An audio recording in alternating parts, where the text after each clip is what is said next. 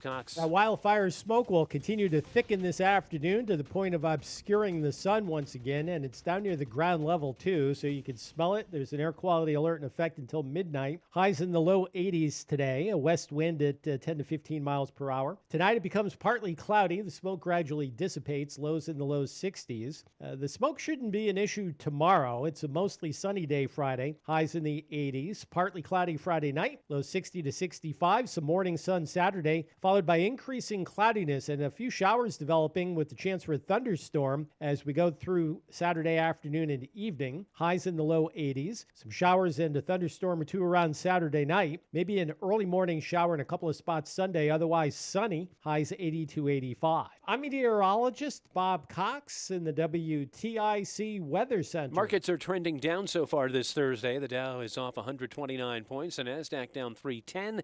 And the S&P down 38. For these stories and more, go to WTIC.com. I'm John Silva, WTIC 1080 News. From the FIFA World Cup to competitive business environments, grand ambitions lead to game-changing achievements. At Bank of America, we're there to support businesses at every step, providing insights and expertise to help you gain an edge. He shoots, he scores! What would you like the power to do? Explore winning business solutions at BofA.com/gamechangers. Bank of America, official bank of the FIFA World Cup 2026. And Doug. Limu and I created a trick to help you remember that you can customize your car insurance and save with Liberty Mutual. You see, the shirts Limu and I wear are yellow, and yellow is the color of lemons, and lemons grow on trees, and trees provide oxygen, and oxygen helps us breathe, and breathing is how you live, and you can live more life when you save money by customizing your car insurance. I agree, Limu. It's really quite simple. Only pay for what you need at libertymutual.com. Liberty, liberty, liberty, liberty. Time now for today's Spotlight on Money, sponsored by Ethos. If you pay your bills, a credit card is a smart way to go through life. Analyst Ted Rossman says, unlike a debit card, the credit card is the bank's money, and that's useful when putting down a deposit at a hotel. As opposed to $500 missing from your checking account for days, even up to a week. If a scammer gets your card number, you'd rather they have access to your credit line instead of your bank account. This time for fraud protection. I'm Rob Hart. If you own a business, you've heard it all. From fast funding to easy approvals, everyone says the same thing. LendSeek is different. We show you what you actually qualify for. LendSeek's AI-enabled platform matches you with funding options with no guesswork. Up to $5 million in as fast as 24 hours. If you've been in business over a year, doing at least $50,000 per month, apply for free with zero out-of-pocket costs and access to over 100 lenders. Start ready, stay ready. Lendseek.com. LENDSEEK.com. Are you a commercial building owner in southern New England? Are you frustrated with your roof services? Contact Eagle Rivet Roof Service today. Our skilled technicians provide tailored roof repair and maintenance programs to maximize your building's lifespan. With 24/7 emergency response and comprehensive service options, we are Greater New England's trusted commercial roofing provider. Visit EagleRivet.com for a complimentary inspection or call 860-953-1231. Protect your investment with Eagle Rivet.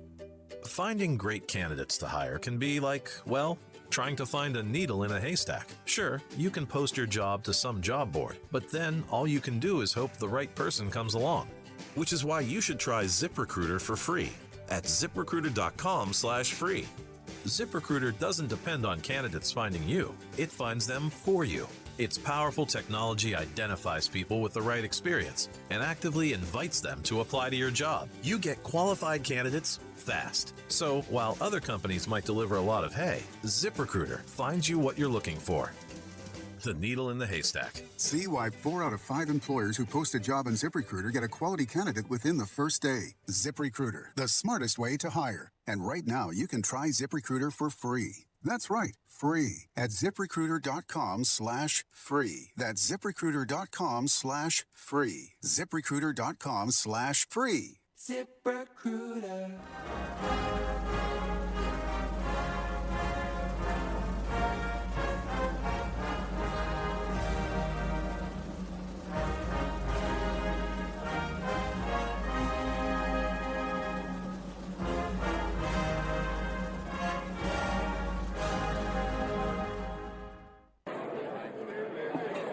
Hey, shh, calm down. down. The show is about to start.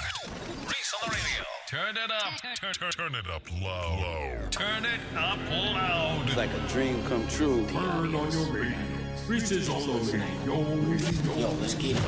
Due to the nature of this program, discretion does not exist. It's Reese on the radio. Right now on WTIC News Talk 1080. Let's go, Scallywags! How y'all doing out there? My Scallywags, nutmeggers, conversationalists, young, old, in between, and of course, you awful haters.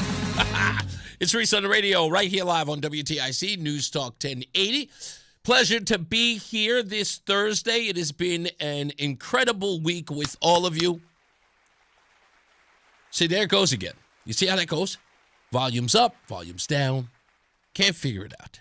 I don't know. It's a weird thing. Somebody's messing with my audio here. I couldn't tell you. I don't know where it's coming from, but it's there. Anyway, we'll find a way to figure it out. Thank you, Scallywags, in the chat room. By the way, if you ever want to be a part of the chat room, you can go several places to be a member. All you have to do is start off at reeseontheradio.com. That's REESE on the radio.com. Now, right there, you can log in. So you could be in the chat room. That's right in front of me. But you can be on YouTube. You could be on X. And you could be on Facebook as well. And if you're on my personal page, Reese Hopkins, you can go there, and I'll see those here.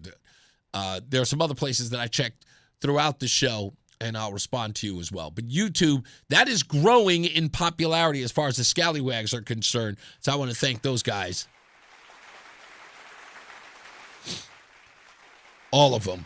OU812, Bad Street, Alex Q, Kelly is joining the program there regularly. Deborah is there, and thank you all.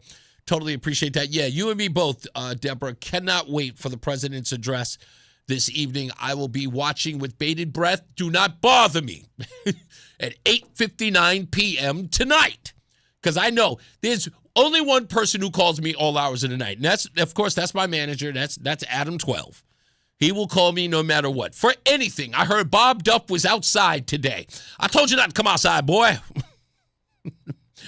And I hear William Tong was out there, too. They were having some press conference. I didn't want to be any part of that.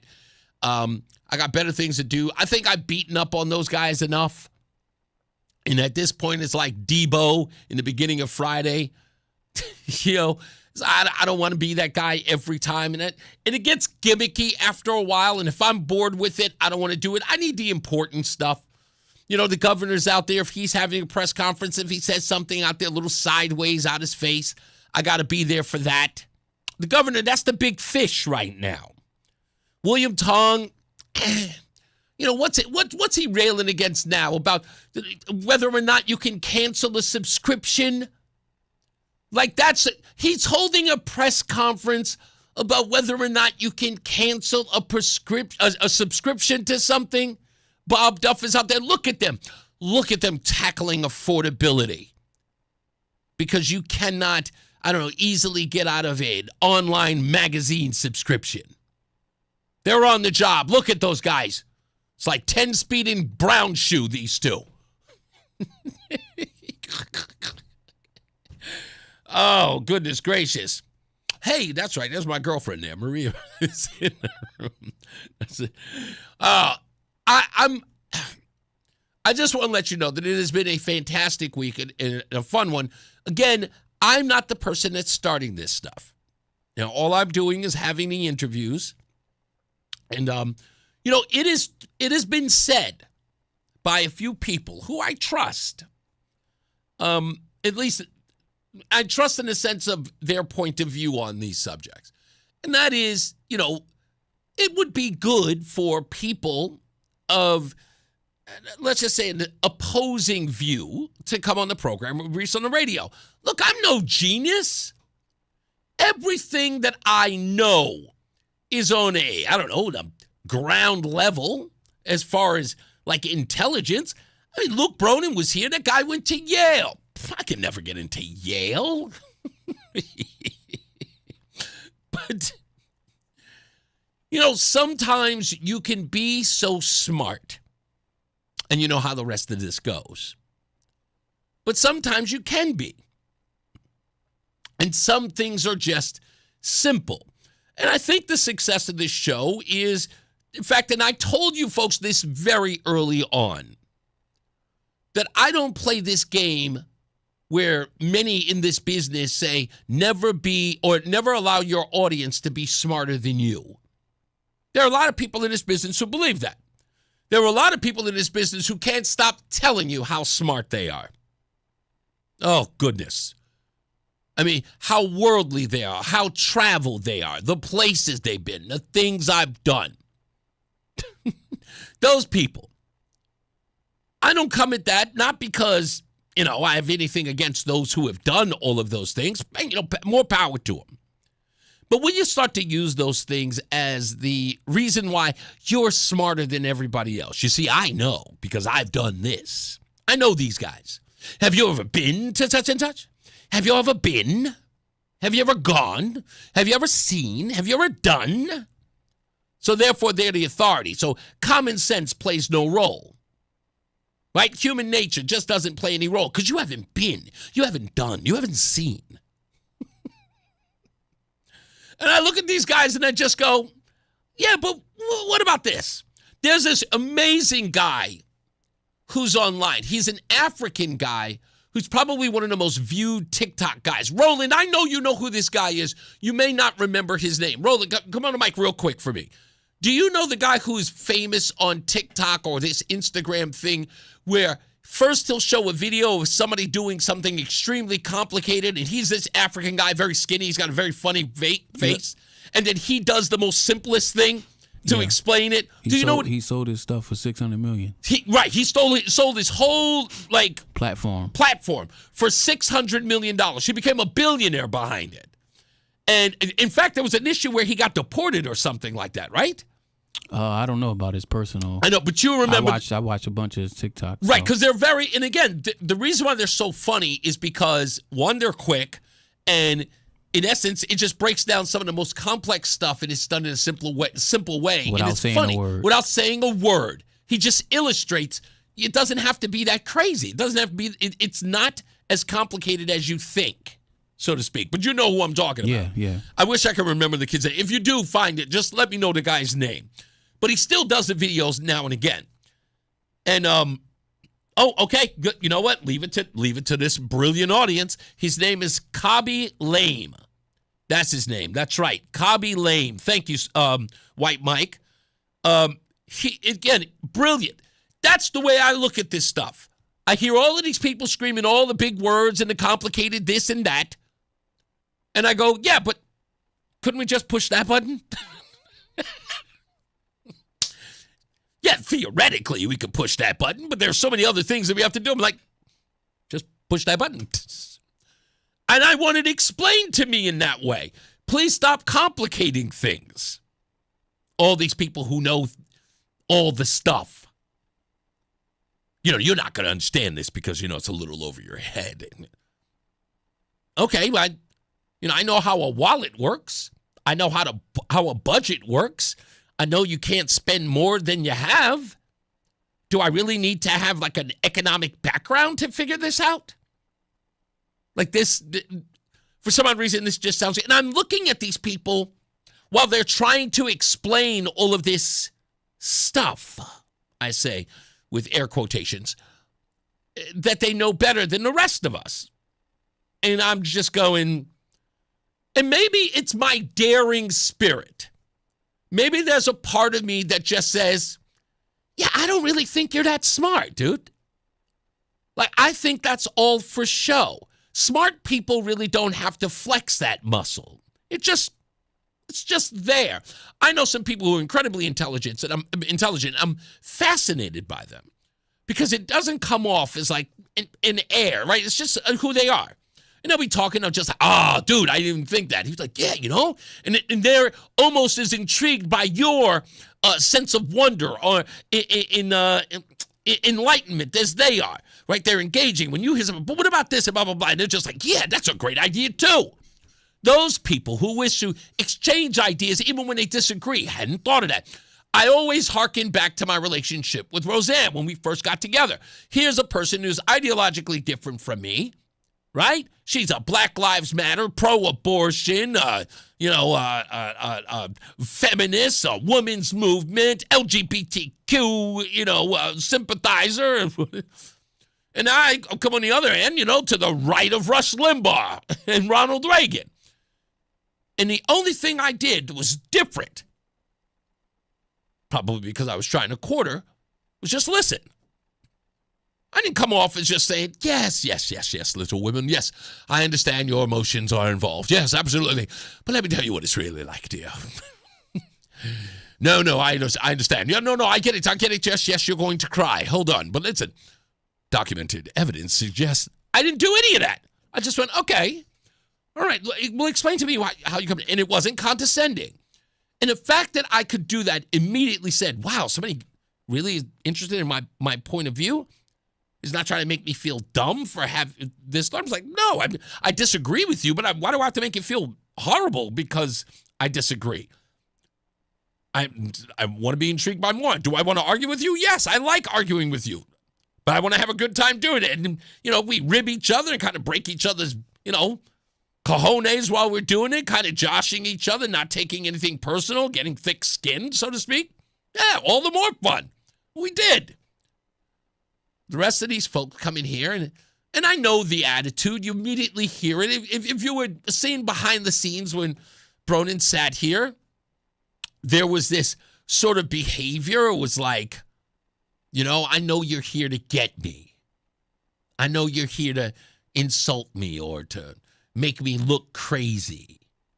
So I'm on the defensive. The part that made me laugh is that in the middle of this conversation as we're talking, if you'll notice, watch the video again. He and I are going back and forth, and when he makes comments like, this conversation is absurd, he looks at his assistant, who's probably like, he's a young 20-something. I don't want to insult the kid, because I was going to call him 12, but he's a young kid. He looks at it, and he's like, this is absurd. And then as soon as it happened, and I'm going to tell you this, folks, this is some inside baseball stuff. I don't need to tell you this. But this is a weakness in insecure and not very confident people. With the exception of his assistant, his scheduler, as he referred to him, sitting in this room, it was just Luke Bronin and I. There were no assistants all over the place. So as he's having that exchange with me, anytime I made him feel uncomfortable, or when he didn't want to answer a question, when he said things like, this whole thing is absurd. Like, I don't even know why we're going down this rabbit hole. He turned his attention to his assistant to look at them, not to bail him out. No. For confirmation. When someone who is above the fray, smarter than everyone, but not exactly sure of themselves, they need an out. They need confirmation. So they look at a person who's there, an ally, so the ally can nod to them. No, you're doing fine. You're okay. Yes. I understand you. I do. So he doesn't lose focus. He will never continue to look at me because he's being challenged. He's being stared down. The entire time we're doing this interview, I'm staring at him until he starts filibustering, to which I, as I do, fade off in the eyesight game. I turn away. Watch the video again. I fade away, and I just nod. Yeah, okay. Yep. I'm listening. Yep. All right. Okay. That's the tactic. Now he's got to over-explain. He's lost my interest. I'm not engaging with him anymore. I've already beat him. He knows it, and now he's salvaging anything he has. Sorry, Luke, I know you're listening, but this will help you out in the future whenever you're having a conversation with another person who might be adversarial. You know what I mean? Okay, trying to help you out. There's no hidden trick. I'm Penn and Teller here. I'm telling you how the trick is done. This has been a tactic of mine for a lot of years. I've literally mastered it. Mastered it. I watch the way everybody else does interviews, and I hate it every time. I've mastered the interview style. At least this one. So when I'm talking to you and I'm looking at you and I'm challenging you, first of all, I'm not afraid of your intellect. Okay? I'm a high school dropout. I'm a dodo.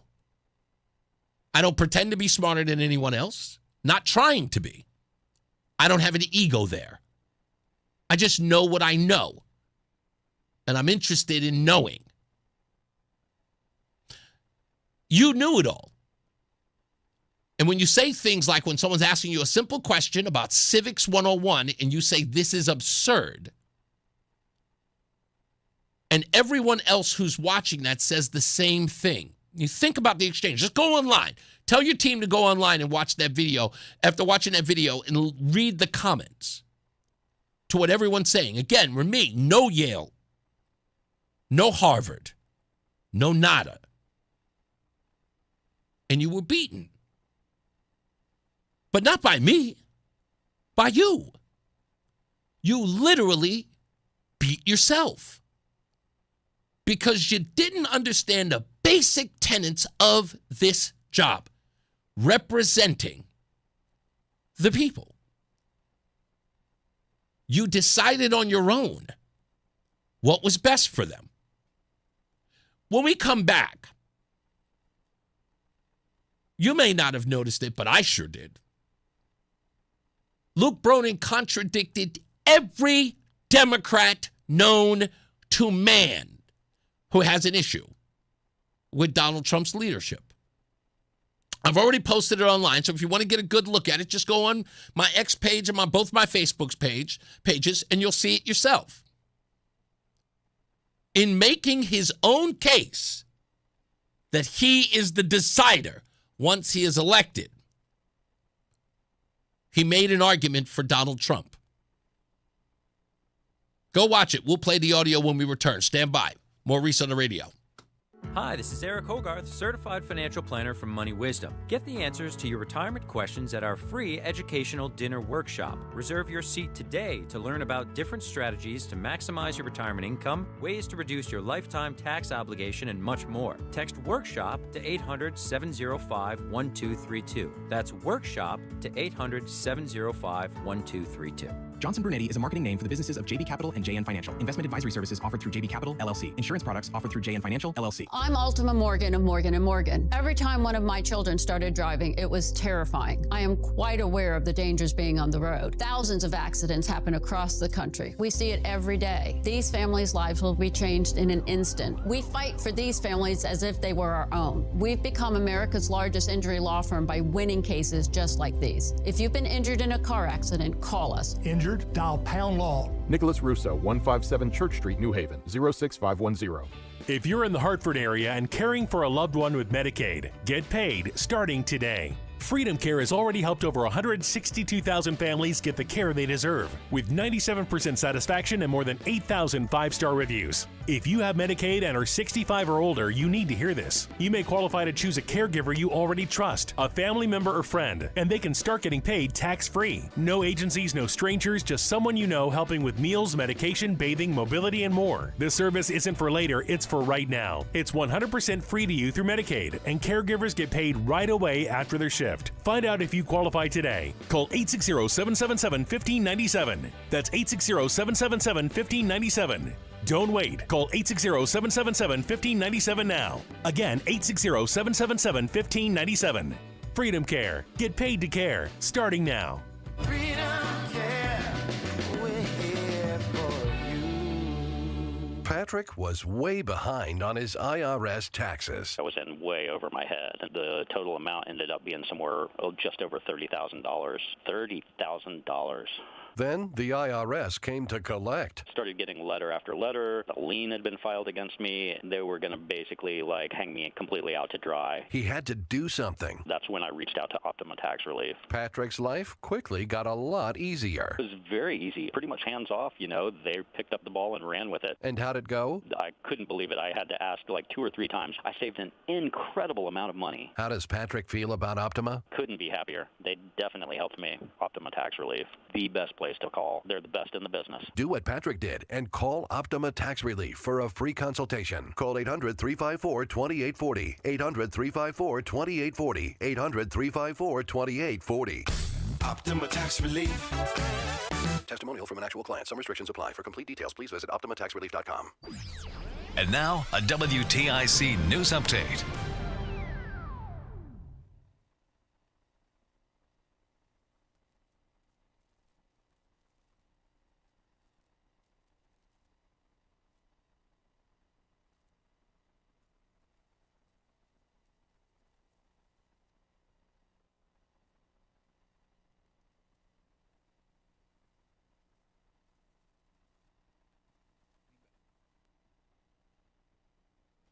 .230 Hartford temperature, 87 degrees. Good afternoon. I'm John Silva, WTIC 1080 News.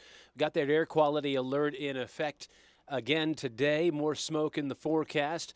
The smoke from the Canadian wildfires, that air quality alert runs through midnight. Bob will have the forecast details coming up.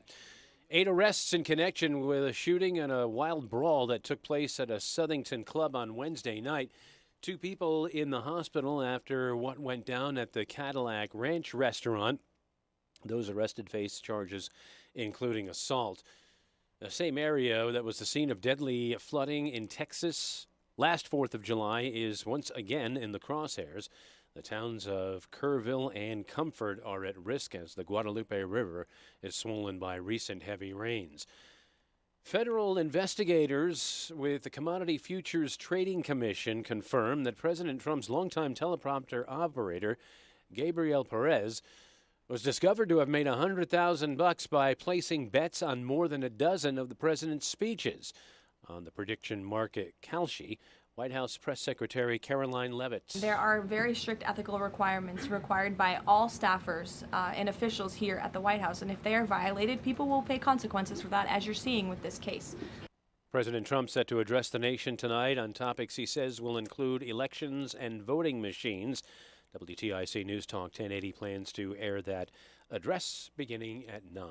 WTIC News Time 9:32. Here's Bob with the forecast. Wildfire smoke will continue to increase and thicken this afternoon. High temperatures today in the low 80s with a west wind at about 10 to 12 miles per hour. Tonight, it becomes partly cloudy and the smoke dissipates gradually. Lows in the low 60s. Tomorrow looks mostly sunny and we should be, for the most part, free of smoke. Highs in the 80s Friday. Partly cloudy Friday night, lows 60 to 65. Any early sun Saturday giving way to increasing clouds. Couple of showers and the chance for a thunderstorm developing during Saturday afternoon and evening with highs in the low 80s. Unsettled Saturday night with showers and thunder. There could be a lingering shower in parts of the state early Sunday, otherwise becoming sunny, highs 80 to 85. I'm meteorologist Bob Cox in the WTIC Weather Center. Dow is down 169 points. The Nasdaq's down 335 and the S&P is down 40.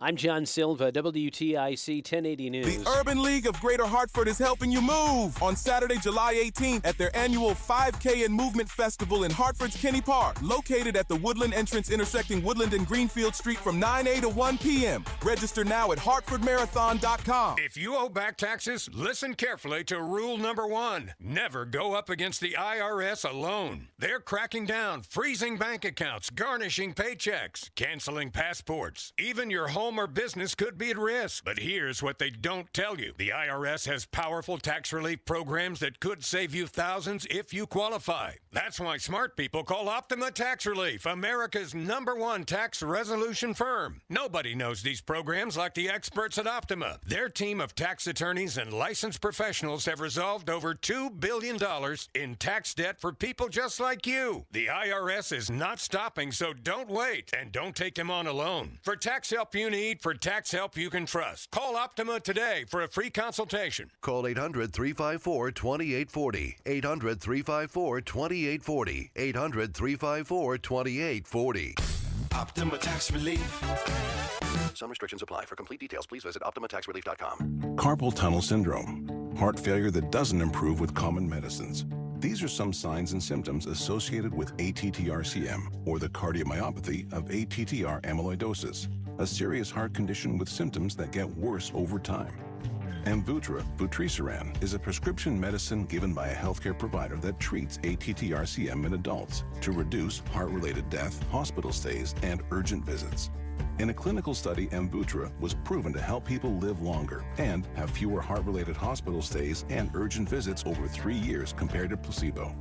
Amvuttra lowers the amount of vitamin A in your blood, which can affect vision. Other side effects include pain in the arms or legs, pain in the joints, and shortness of breath. These are not all the possible side effects of Amvuttra. For prescribing information, call 1-833-256-2748 or learn more at amvuttra.com. Ask your doctor about Amvuttra for ATTR-CM. Well, it's official. My friends have all switched to Pure Talk because I told them they could save a bunch of money on a super reliable high-speed network with unlimited data. And because they're my friends, they trust me. As for the rest of you, well, Pure Talk understands that even though you might like me, you're not just going to take my word for it, nor should you. For that reason, and for a very limited time, Pure Talk is offering any of their plans for just $15 a month for the first 3 months, including their top-tier unlimited plan that normally sells for $65 a month. Think of it like a test drive, a super simple way to save $150 while you kick the tires on Pure Talk's blazing fast network, and a fine way to see for yourself why I switched from big wireless, along with a few 100,000 of my closest friends. Dial pound 250, say Mike Rowe, and be connected to Pure Talk's friendly U.S. customer service team. Again, dial pound 250, say Mike Rowe, and let the savings begin. Hi, I'm Jerry Puya from Between Rounds Bakery Sandwich Cafe. It is time to sip into summer at Between Rounds. Like frozen smoothies, we've got strawberry, peach, and mango for you to try. Like iced teas, choose from blackberry sangria, black pearl, red berry and floating lemon, as well as strawberry. All start with freshly brewed Lipton tea. Like coffee-based drinks, we offer fresh brewed iced coffees, several frozen coffee drinks, and of course, cold brew coffees. Our current featured cold brew is bourbon vanilla. Finally, if you prefer, we offer iced chai. So, you see, come to Between Rounds hot and leave Between Rounds cool. Between Rounds Bakery Sandwich Cafe in Vernon, Manchester, South Windsor, East Windsor, and Tolland. We'd love to see you. Visit BetweenRoundsBagels.com for franchise information and to order online. A savory, flavory, bagel, deli, and bakery. Between rounds, between rounds, between rounds, between rounds. Fan of WTIC? Then do us a favor. Download the free Odyssey app and favorite WTIC. I want to thank the good people over at P&G Firearms providing today's T-shirt.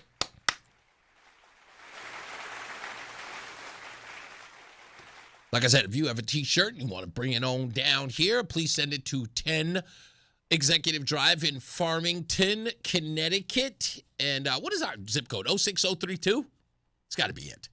06032. It's got to be. It's got to be. It's too small. It's too small of a town to be two different ones. Just to send it to WTIC, attention, Reese on the radio. Remember that it must have at least a shirt or a hoodie for Roland. He is 2XL, and I'm just a large. I like fitting like a, sausage in my T-shirt, and I want to thank them. It is. Thank you, Lori. Lori's like 06032. That's right. There's only one. I also want to give a shout out to, thanks to Lori, who is the official research department of Reese on the Radio. She informs me to give a shout out to Elaine in Southington. They were getting some car work done, or at least it was an appraisal. Yes, an appraisal on some vehicles. And there was a Luke Bronin commercial that came on the television, and a woman overheard them and mentioned Luke Bronin being on this very program. And they introduced themselves, and they had a nice conversation. So Elaine in Southington, Lori said I should say hello to you. So there you go. And thank you for, of course, supporting the Reese on the Radio program. It's always important to make sure that we let you know that. Anyway, I want to play this because in this exchange with Luke Bronin, a little nugget came out of it. And remember, this is a theme from Democrats far and wide about Donald J. Trump. The president is unilaterally doing whatever he wants. He's lawless, they say. Lawless. Christoph Murphy is one of the first people to tell you that. And again, this little nugget is so emblematic of the selective outrage of these individuals. You see, Luke Bronin, in making his case as to why he governs without you, without your consent, he brought up a position he's not running for. That is the position of President of the United States. And of course, you're not supposed to argue with presidents of the past. You can't argue Abraham Lincoln. You can't argue George Washington. You can't argue John F. Kennedy. These men are pillars of our society. Presidents today can barely stand next to these men. And Luke Bronin making a case. I can govern without the consent of the people. FDR did the same thing. Throughout our history, there have been many times when our elected representatives have faced challenges and had to use their judgment and maybe sometimes make unpopular decisions that prove to be the right ones in the long run. If you had asked the American people in advance of World War II whether the United States should begin preparing to support Europe to defeat the Nazis through the Lend-Lease, and they understood the scale of our efforts to support, a lot of people would have been opposed to that.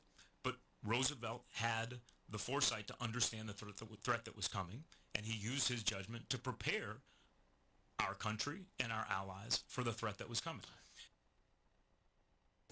Couldn't that argument be made with Donald Trump in the war in Iran? I mean, it's literally the same exact argument, right? President had the foresight to stop a threat. Yes? Yes, of course. Absolutely. So again, in an argument trying to defend what would have to be described as a monarchy-like behavior on his part, his best judgment to govern you, he applied it to the presidency. Which in essence, you have to make the hard decisions that many people may have been unpopular. I was talking to a journalist a little while, he actually made the same thing. He's like, yeah, you also have to remember another move that FDR made that may not have been very popular. Internment camps. Not that I'm applauding internment camps.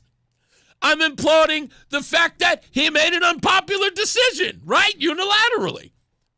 Same thing can be said for immigration. N'est-ce pas?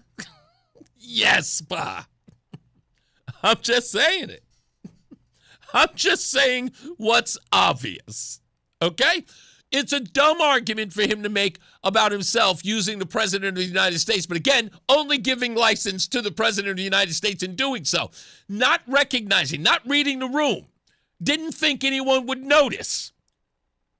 And again, it's there for everyone to see. That's why I made a piece on it. That's why you can find it on my Facebook and X page. Please like it and share it.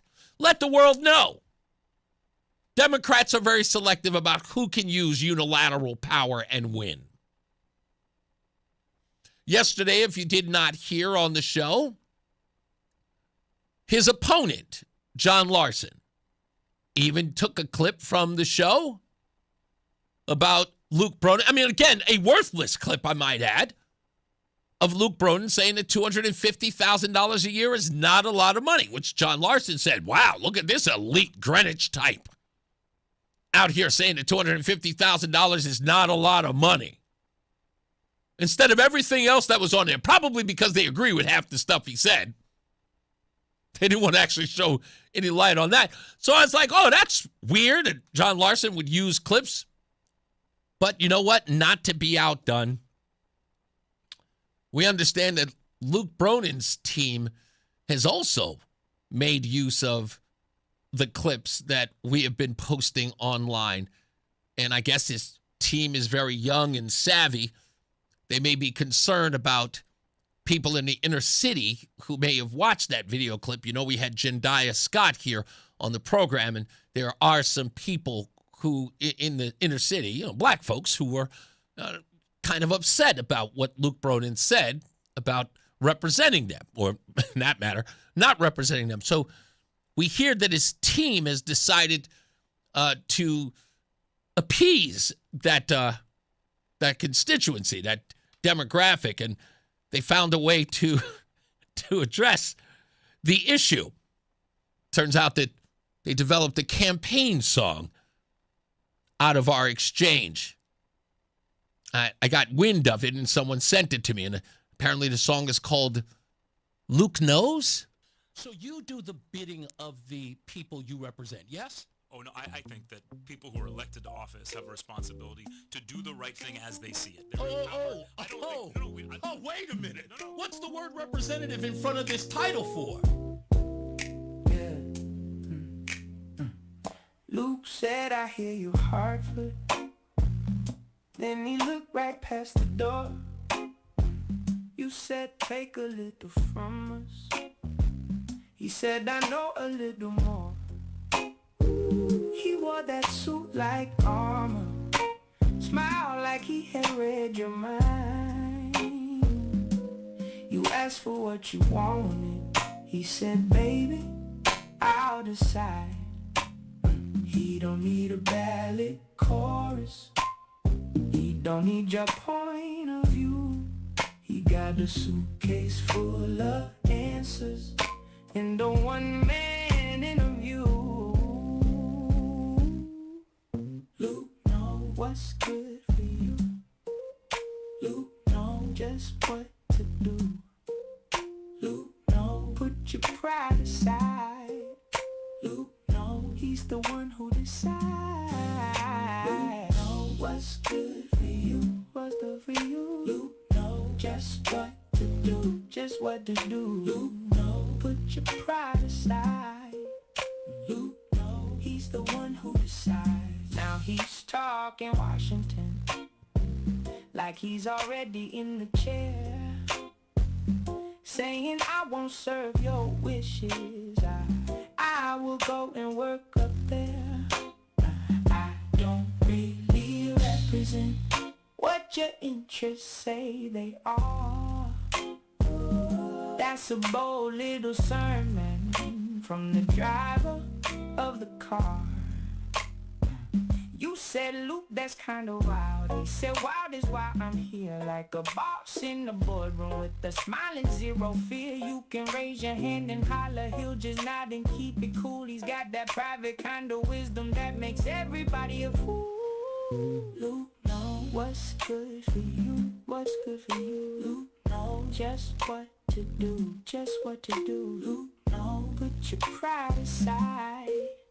Luke know he's the one who decides. Luke know what's good for you, what's good for you. Luke know just what to do, just what to do. Luke know put your pride aside. Luke know he's the one who decides. Maybe he can map your future with a marker and a grin. Maybe every single answer fits the question that he's in. But if you ask for representation and he gave you attitude, that's not compromise, that's just a very fancy little move. Luke know what's good for you. Luke know just what to do. Luke know put your pride aside. Luke know he's the one who decides. Luke know what's good for you. Luke know just what to do, just what to do. Luke know put your pride aside. Luke know he's the one who decides. Yeah, Luke knows. He really, really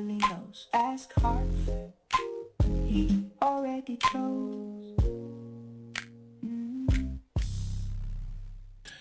Luke Knows, ladies and gentlemen, available on Reese on the Radio Records and Tapes. 99 cents. We'll take a break. We'll be back. More news, more views. We'll make that song available for you later on today. Luke knows just what to do. I was thinking about it all night. I said to myself, this is actually going to be good. Bob J says that you got DJ skills. Are you available for hire? Yes, absolutely. It's $1,000 right out the gate. Playbacks are inaudible. Tom, you got to help me with where you are on that and tell me if, put in the, in the chat room here where you are going to listen, and I'll make sure that you can hear all of the audio from the show.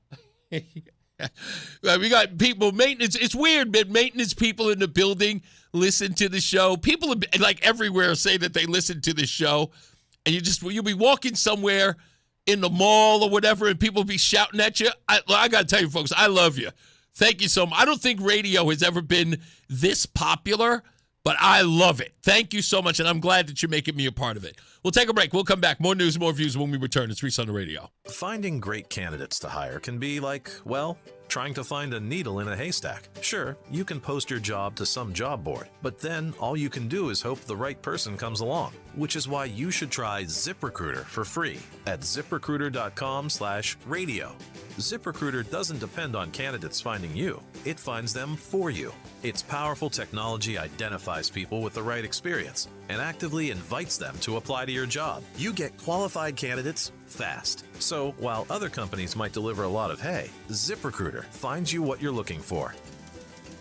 The needle in the haystack. See why 4 out of 5 employers who post a job on ZipRecruiter get a quality candidate within the first day. ZipRecruiter, the smartest way to hire. And right now, you can try ZipRecruiter for free. That's right, free at ZipRecruiter.com/radio. That's ZipRecruiter.com/radio. ZipRecruiter.com/radio. ZipRecruiter. Hi, I'm Joe with SimpleSaleUSA.com, and I buy houses cash. If you own a house and want to sell it fast at a fair price, call me at 203-896-4000. I can pay cash and close in as little as 7 days. I buy houses in any condition, any price range, and more importantly, anywhere in Connecticut. I'm a private real estate investor who buys several houses a month, and I want to buy more. I buy inherited houses, divorce houses, behind in payment houses. I even buy my tenant won't pay me the rent houses. Do you own a house that is trash and needs thousands of dollars in repairs? Great, because I love buying junk houses. I buy vacant houses, abandoned houses, condemned houses, and even foreclosure houses. If you own a house and want to sell it fast, call me at 203-896-4000. That's 203-896-4000. 203-896-4000.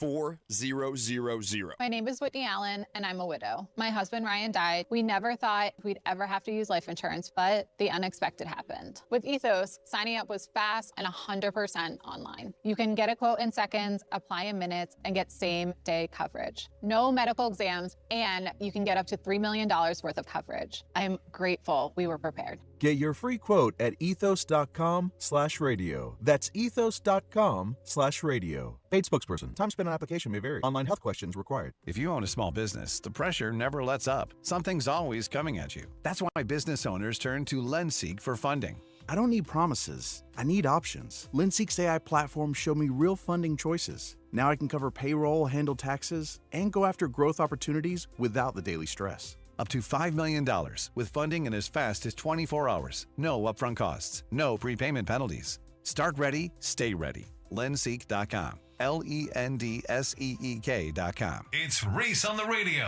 on News Talk 1080 WTIC. Yeah, I just heard that somebody was listening on the streaming app, and it's going very low. I think Roland is actually telling me, he said he sounds really, really low here. There is something going on with this button right here.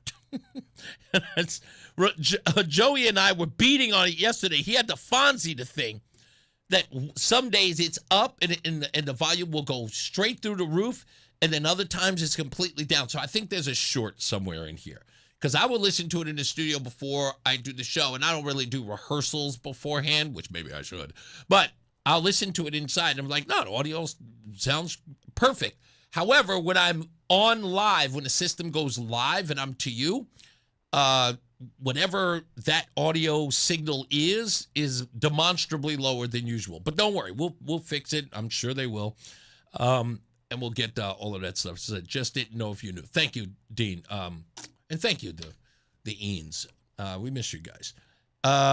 Yeah, Stevie says I can hear it loud and clear. If you're on, the difference is somebody's listening to streaming versus Facebook or YouTube. I just went to listen on YouTube. I've scrolled back to listen to it, and audio was fine.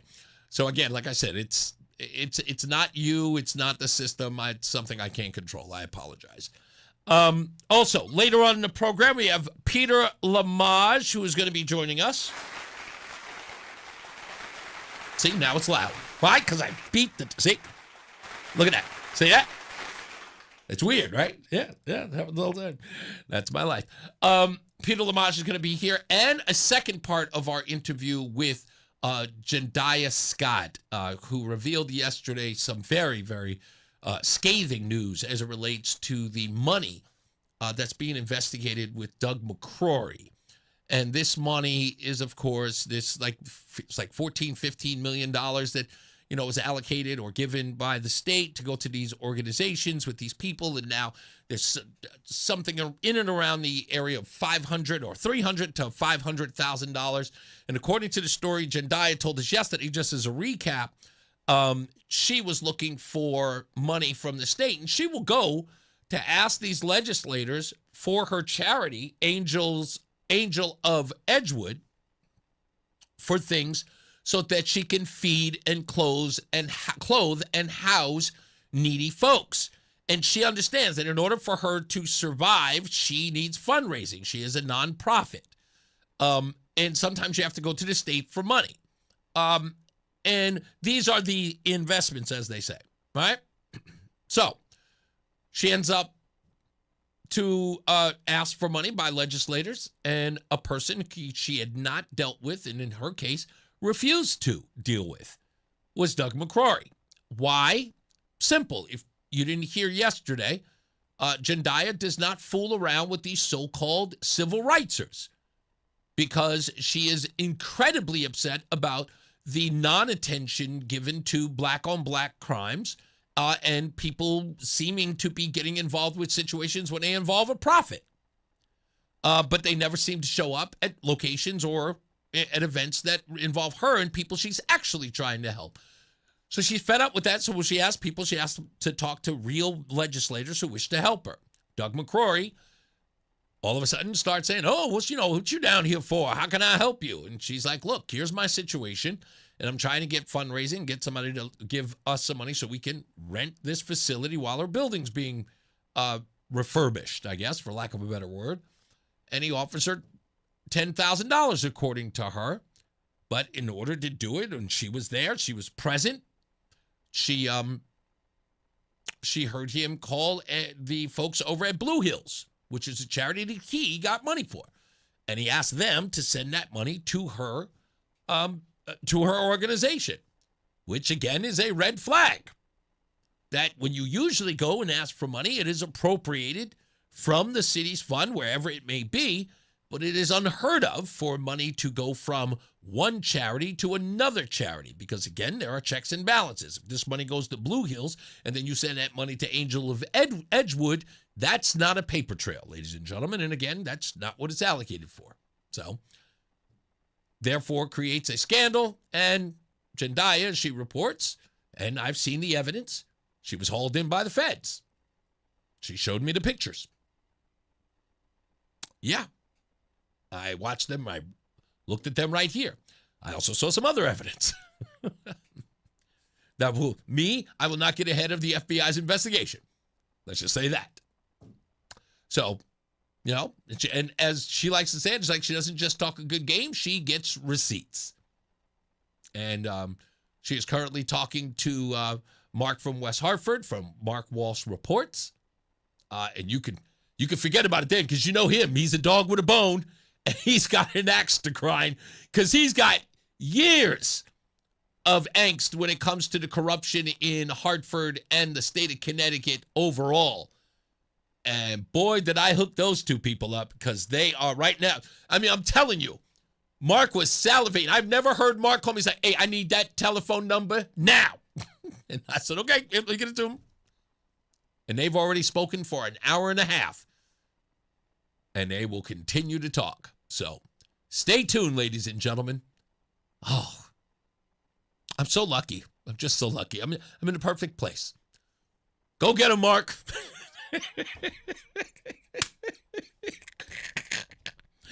We'll be back. More news, more views, shocking information coming out of DCF. We'll talk about that when we return. Stand by. This is WTIC News Talk 1080 with Brian and Company in the morning, Reese on the radio in the afternoon, and news around the clock. WTIC and WTIC FM HD2 Hartford and Odyssey Station. 3 o'clock in the afternoon. I'm John Silva, WTIC 1080 News. 8 suspects are now under arrest in connection with a double shooting and a brawl during a biker event in Southington Wednesday night. More from WTIC's Morgan Cunningham. Police went to the Cadillac Ranch's weekly bike night on the report of a fight and shooting Wednesday evening around 7. There they were met with a lot of people congested into a crowd of motorcycle enthusiasts and club members at the parking lot. A 25-year-old man was shot in the chest during a physical altercation that began in the lot. A 44-year-old man was also hit by gunfire. The 25-year-old man is suffering from critical injuries, and the 44-year-old man is in stable condition. Both men are expected to survive, though. 4 people are charged with assault, and 4 others are charged with interference with an officer. A firearm was recovered at the scene. Police have not said who may have fired it. Morgan Cunningham, WTIC 1080 News. It's another day in the smoke for Connecticut. Wildfires burning north of here once again have created a yellow-orange haze. The particulate matter released into the air can be harmful to those with underlying conditions or who are otherwise healthy. Dr. Stephen Thaw at Hartford Healthcare explains. You release the volatile organic compounds. That's what, not oxygen. Volatile organic compound. And the body reacts to that. Just the same thing like if somebody's allergic to maple trees or maple leaves, well, that component could still be in the air and floating around, and people can develop a reaction to it. Now, the air quality alert remains in effect through this evening. The smoke is expected to abate somewhat by Friday. Man tasked with operating President Trump's teleprompter is on unpaid leave. Gabriel Perez reportedly bagged $100,000 by placing bets on some of the president's speeches through the prediction market Kalshi. White House Press Secretary Caroline Levitt. Well, the White House has extremely strict ethical guidelines with respect to issues like this. And as I just told you, this individual will no longer be here. He'll be on paid administrative leave. I'm sorry, without pay. The administrative leave is unpaid. Trump expected to address the nation on election issues. WTIC News Talk 1080 will carry that speech live tonight beginning at 9. Enfield is printing ballots for the August primary without the name of petitioning candidate Tom Tyler. He was challenging Democratic State Representative John Santanella, but a judge this week threw out Tyler's petition forms, saying they were issued too early and filed too late.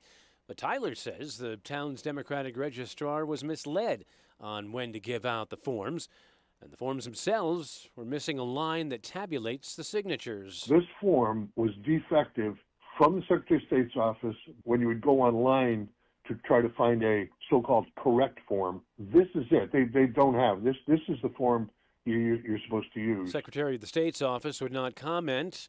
Santanella says Tyler's petition should not have been certified by the town in the first place. Did the decision ultimately comply with the law? And the court found very clearly that it did not, therefore threw out certain petitions that were not eligible to be counted. Tyler may appeal to get back on the ballot or run as an independent this fall. Day 2 of a confirmation hearing for acting U.S. Attorney General Todd Blanche. Democrats called an Epstein survivor, as well as Liz Oyer, the former pardon attorney under President Biden. Oyer testified she was fired by Blanche after she refused to recommend that actor Mel Gibson's gun rights be restored after he lost them following a misdemeanor conviction for battering his former girlfriend. I declined to rubber stamp a political favor for a friend of the president, and it cost me my job. Republicans, meanwhile, called George W. Bush's Attorney General and the president of the Federal Law Enforcement Officers Association Foundation. Peter Haralambous, ABC News. WTIC News time is 3:04 from the WTIC 24-hour traffic network. No reports of any major hassles on the roads. 8491, Route 2, 291 in the Hartford area, all traveling well. The road work should be picked up in most parts if it has not been already. Let us turn our attention to the WTIC Weather Center. Well, we do have an air quality alert in effect through this evening as we head through the rest of this afternoon. Very warm and breezy with smoke and haze. The wildfire smoke will create unhealthy air quality and poor visibility at times. The high this afternoon up to 88. Still hazy out there tonight, and that air quality will continue to be reduced. Low of 62. More hazy sunshine on tap for tomorrow. We'll be heading up to a high of 84 degrees. Just a few clouds around tomorrow night, low 63. Then we turn wetter for the first half of the weekend with a storm system rolling in. For Saturday, rather sticky out there. Plenty of clouds around. Breezy in the afternoon with a couple of showers and even a thunderstorm. The high Saturday, 83. And for Sunday, thunderstorm spots early in the morning. Then we turn out less humid with increasing amounts of sunshine. With a high Sunday of 84. This is meteorologist Isaac Longley in the WTIC Weather Center. Dow's down 171 points. NASDAQ's down 347, and the S&P is down 42. For these stories and more, go to WTIC.com. I'm John Silva, WTIC 1080 News. I'm John Morgan of Morgan & Morgan, America's largest injury law firm. Over 35 years, I've seen it all. Car crashes, work injuries, defective products, medical mistakes, lives flipped upside down in an instant. But I've also seen something else, the power of fighting back, the power of winning. Over $30 billion recovered and counting. Size matters, reputation matters, results matter. There's only one Morgan & Morgan. Injured? Dial pound law. Nicholas Russo, 157 Church Street, New Haven, 06510. Hi, Eric Hogarth with Money Wisdom. Tune in this week, and as we discuss practical strategies to grow your portfolio, we also have a few updates on the market. Tune in on Money Wisdom, TIC News Talk 1080. Coverage varies by plan. View contracts and exclusions at endurancewarranty.com. Auto repair bills are through the roof. $3,000 to replace the transmission. $4,000 for a blown engine. And if your manufacturer's warranty is expired, you'll have to cover it all out of pocket. You need an Endurance Auto Protection Plan. No matter what the mileage, if your car is under 20 years old, Endurance can get you covered on the engine, electrical system, transmission, AC, drivetrain, and more. Endurance has plans for any budget. Repairs can be done at the certified mechanic of your choice, and they're paid directly with no middleman. Plans cover 24/7 roadside assistance, towing, battery jumps, fuel deliveries, tire changes, lockout services, and a 30-day money-back guarantee. Act now and get our elite benefits, including complete tire care and key fob replacement. A $2,000 value at no extra cost. With Endurance, you could never pay for covered auto repairs again, so call now for your free quote. Call 800-253-6203. 800-253-6203. 800-253-6203. Reese on the radio, making sense of the news. Yeah, even when it makes no sense at all. Now on WTIC News Talk 1080. I'll tell you, the thing about flying by the seat of your pants radio, which again, there are a lot of people that are just like, it's strict. Usually when the audio doesn't do well or the clip doesn't play, a radio host will be back here and be screaming, "Well, just do it live! Just do it live!" Like the Bill O'Reilly outburst. I don't do any of that. It's like you can't control that stuff. It's going to happen. It's going to happen. And I don't look, and a lot of people have asked me this before. Like, it's like, why don't you just have Roland play it on a million? I don't need Roland to do that. Roland's got enough stuff to do. Like, he's literally got more stuff than he's supposed to do. I play my clips directly from here, like I have them prepared, because they follow my flow. I don't want to be like, and then he said this, play 7. Like, no. Like, I like the natural flow of things as I'm doing it. It's like, and I have this little box here that just plays the clips. Just press a button and it's right there. And it's on cue. Right? When I say, and Luke Broden says this, clip plays. That's simple. So, For those of you who didn't get to hear the song Luke Knows, we're going to play it again after 3:50, okay? After 50 minutes. When we go take that break at 3:50, we'll take a break, and when we come back, we will play the song for you so you can hear it in its entirety. Again, Luke Knows. It's actually called Luke Knows What's Good for You. About his stellar and amazing conversation with yours truly, right here on the program. Many people are suggesting that more Democrats will not come as a result, but I doubt that. And if I can explain why, human nature works like this, and some of you know someone like this, and you have to start thinking of who you know, political figure, who has these characteristics.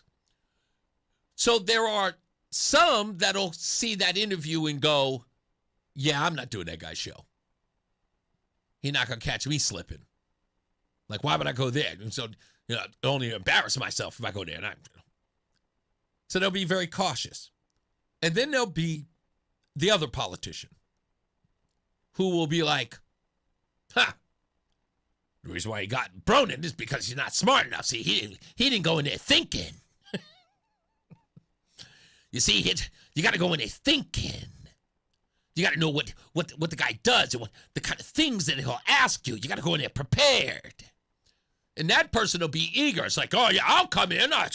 It's like going through the gauntlet, It's like being at the Coliseum. I can beat the monster. And in that case, I just go, come on, okay, come on. I am absolutely encouraged by folks wanting to come. Think about it. You can end up being like Sean Scanlon. I mention him all the time. Disagree with the guy, but I couldn't help but like him. And I do. I like everybody. This show has never been about hating anyone because they're a Democrat or a leftist or a progressive. Hell, even a socialist came in here and wanted me to give him a hug. And again, I'm to the right of Rush Limbaugh. And by the end of the conversation, that guy was hugging me.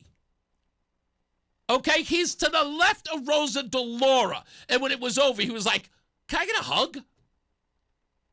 Now, I'm not going to lie. I'm a very attractive man. I'm kidding.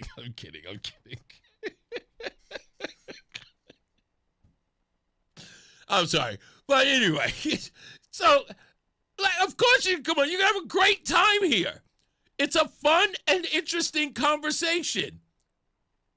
I'm here to, of course I want to address some of the things or many of the things that the audience and the people who live here care about.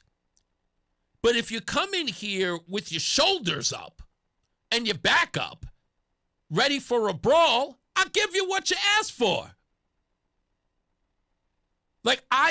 We invited you. You took the offer. Yeah, come on in.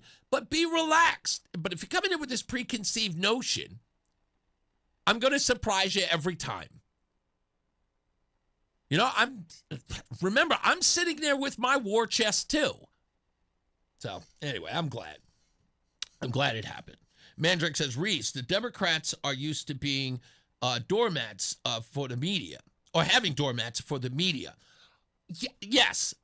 And again, this is something that I try to express to a lot of people who talk to me in private. And they go, I don't know how you do it, Reese. How is this happening to you? And Mark said something to me that blew my mind. He corrected me, but in a favorable way. He says to me after I did a monologue, you might remember it earlier in the week, I was talking about people calling me a shock jock. And I went, yeah, okay, whatever. You're angry at me because I go out to press conferences and because I confront the governor and other politicians and I ask them the questions that they won't come on the show and ask. And so that's been deemed as being a shock jock, right? So I'm a gimmick now. Okay, whatever. I'm a gimmick. which only to me, I look at that and go, yes, thank you for talking about me. Yes, thank you for finding issue with what I do. I appreciate it. The flattery is overwhelming. Thank you. I appreciate it. Please keep my name in your mouth. Please tell your audience how much you don't like this show. I'm sure your distaste for this show will only invite them to it. Keep talking about it. I encourage you. I tell them all the time, keep promoting me. I love it. But in that, I was saying, like, look, the reason why these politicians are caught flat-footed, I said, because it's been a long time since anyone has ever held their feet to the fire. Anyone's ever asked them an important, if not probing, questions about their point of view and have not been stenographers. And Mark calls me and he says, I got to correct you on your opening monologue. And I'm like, what? And I'm immediately getting nervous. I'm like, what did I say was wrong? I was like, I thought I was pretty on point. He goes, you said that it's been a long time since anyone's ever pushed these guys. Dude, they never have. There's never been anybody to do that. Now, again, I find that hard to believe. I'm not, again, kudos if so. I find that hard to believe. It would be stunning to think that there is no one in the state of Connecticut who has ever been a reporter in the media who has not pushed hard against some of the status quo rhetoric that's being shared in this political space. Again, I would be hard, but it's got to be somebody. I just refuse to think I'm one of a kind. Sorry, I just don't. Maybe I don't even want those accolades. There's a part of me that's just kind of embarrassed by that. Like, I'm the first one? I don't want to be the first one. I don't. I mean that. I don't want to be the first one. Like, I'll be the second, but I want to be the guy. Because then everybody's comparing it to me. And then it's about whether or not I slipped. I was like, yeah, I don't know. But yes, absolutely. Have they had a comfortable run? Yes. When I got here, they were getting a comfortable run. I would show up at these places and it was just cameras, no reporters. Just cameras. Hearing the subject say any questions and no one having one. And then piecemeal, maybe a reporter here, maybe a reporter there. Connecticut Mirror would come in and they'd ask the same question every time. So the money. How do we get the money? Where's the money coming from? Is always a financial question. I ribbed them up. I said, thank you guys for coming in and asking about money. But there's no other reporters there.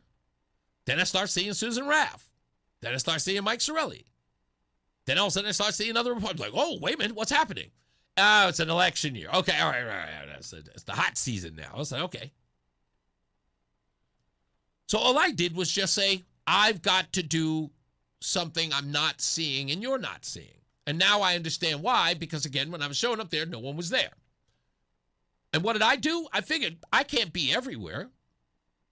I've got to start getting other people there. So now, retired firefighter Mark from West Hartford. Sam, the man on the street.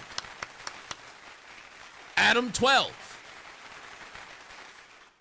Pay very close attention to those three individuals. A little less than Adam 12. He's got to manage me, but he's going out there as well. But pay very close attention to those individuals. Mike Ortiz, Johnny Cruz, DM Livingston, Eddie Torres. The media landscape is about to change dramatically. Dramatically. Because there are people out there who do the job. And then there are people out there who do not. And when you create that opening, that big of a gap, where no one is covering anything and you're just throwing in the cameras for whatever reason, because you're saying to yourself, I don't have the money. We don't have the finances for that. We can't pay someone to be at those things. These scrappy individuals are doing it for pennies. You want to know why? Because they're hungry. And that's the worst thing for these media conglomerates, if you will. They're not hungry. They're trying to save money. These guys are trying to earn it. There's a difference. I tell you, every one of those guys I just named, when I say they're hungry, they're hungry. Boy, are they hungry. And they want to get to the story. They're paying their own, they're buying their own gas, and they're driving out there early, and they're standing there, and they're ready to go. All they want is guidance. Hey, I'm going to be there. What you want me to ask? Hey, I'm going to be there. What you want me to ask for this one? Oh, man, I can't wait to get there. I got this. I'll get you the footage. I'll get it there. Hungry. The rest of you guys, you missed the boat on it. Listen to me, don't let these guys steal your thunder. Nah, I'm kidding. They're going to steal your thunder. They are. They're going to take it all. And I mean it, folks. They're going to take it. And you got nothing. I mean, there's nothing you could do about it. These guys are going to steal your lunch and eat it right in front of you. And if I may say so, I'm going to teach them how. I'm going to teach them how. I'm going to tell them exactly where to go, what to cover, what to ask. They already know how to monetize it. Once I get a hold of them, and I do, I've got a hold of them. They're going to be in all the places that you refuse to go. You'll be like Hillary in 2016. And they are going to make it rain for them. And they'll be the only game in town. They'll be getting their news from a bunch of upstarts. Oh, it's going to be glorious. I'm telling you, it's going to be glorious. Let me go to, I'm going to take Lori. How we doing, Lori? What's going on? Good afternoon.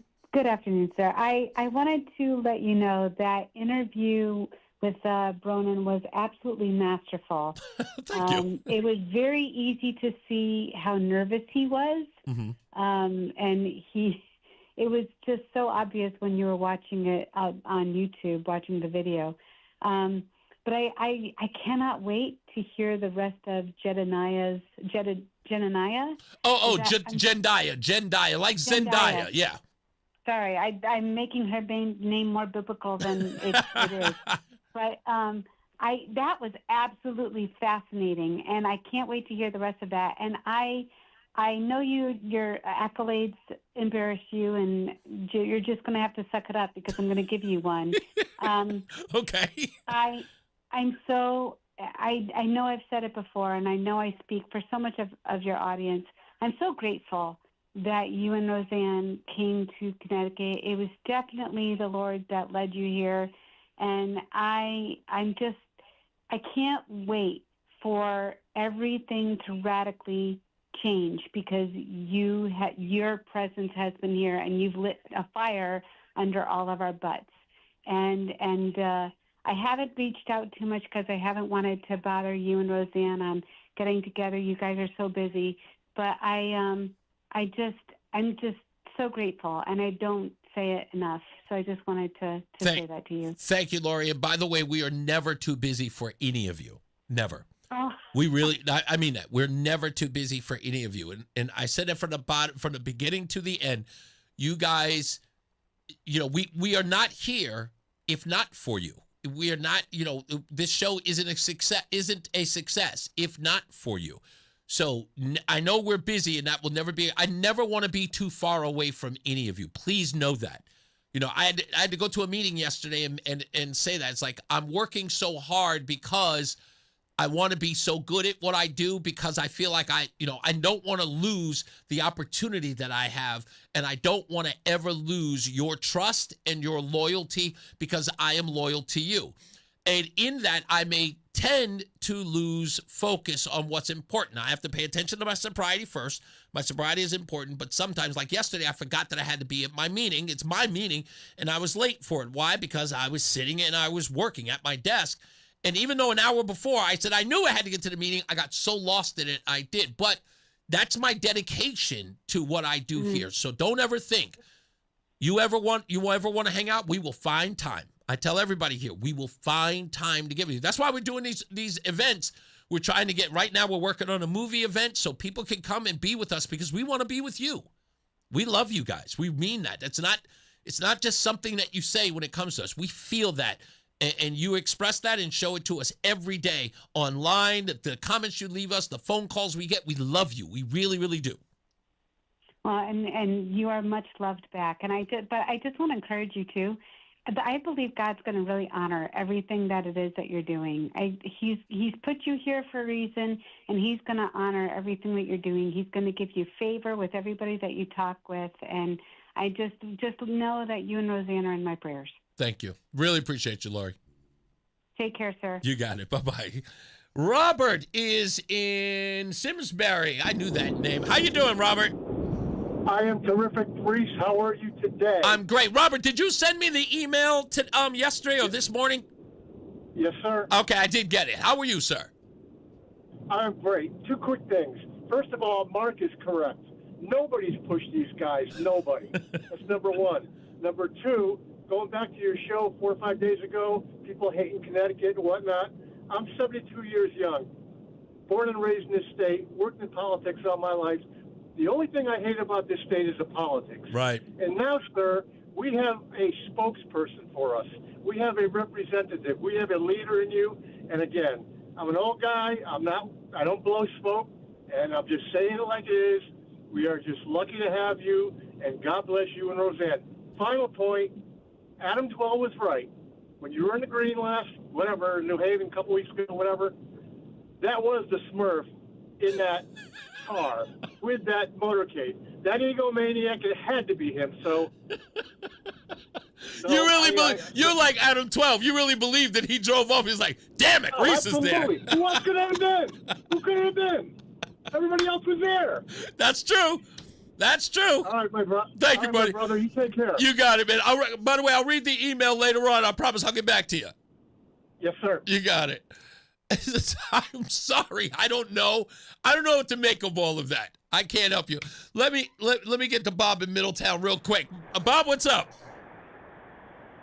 Hey, Reese. I just want to thank you and Roseanne. You guys done more research and journalism than the top 5 news coverage. I'm just wondering if you and Roseanne can find out how much the state is spending on drug addicts to keep them on drugs like Suboxone and methadone, and then we're buying them new teeth at about $26,000 a pop. Holy moly! Yeah. You know what? Dig into this a little more. Roseanne is going to be here at 4:00 because she's running some errands. But when she gets here, I will get her on that because with the exception of Lori, Roseanne loves that kind of work. I will have that answer for you. I'll get her at the bottom of that one. Thank you, sir. You got it. Thank you. Take care, brother. You got it. All right, we'll take a break. Bill, I promise I'll get back to you the other side of the hour. I want to ask this question in the next half hour. This is kind of an important question. Do you believe, or are you beginning to believe, that there are people who wish to make nationalism a crime? Like loving your country a crime? Because I've heard it a lot. People using terms like xenophobia and everything under the sun, which would almost be ignored if you're Brazilian and you come into America and you wave your Brazilian flag, no problem. Palestinian flags anywhere and everywhere. But the American flag is always deemed as a threat. Sonny Host in Houston of The View, saying that when she sees that, she sees the symbol of America, the American flag, as, antagonizing and threatening. I want to know if you think that nationalism is at the verge of becoming criminal. 860-522-WTIC, 860-522-9842. We'll take a break. We'll come back with you when we return. It's Reese on the Radio. Follow WTIC News Talk 1080. Don't miss out on important updates in Connecticut, from breaking need-to-know news, weather alerts, and more. Follow WTIC News Talk 1080 on the Odyssey app now. Life unfolds in ways you can never quite expect. A divorce, a death in the family, a personal injury. Each time you are left searching for someone new to trust. But what if you had a full-service law firm that knows you, and a firm that can represent all your legal needs? With BPS Lawyers, you get more than a lawyer. You get a full-service law firm. Visit bpslawyers.com. BPS Lawyers, your lawyers for life. Proud full-service law partner of Yukon Athletics. Nick Payne-Dearis is responsible for the content of this ad. Sometimes historic events suck. But what shouldn't suck is learning about history. I do that through storytelling. History That Doesn't Suck is a chart-topping history-telling podcast, chronicling the epic story of America, decade by decade, from the 18th century to the 20th. Original music and immersive sound design accompany us on our storytelling journey. Listen to and follow History That Doesn't Suck, an Odyssey podcast, available now on Apple Podcasts, Spotify, or wherever you get your podcasts. At Uline, they know going the extra mile takes hard work. For companies pushing to go further, Uline will go the distance with you.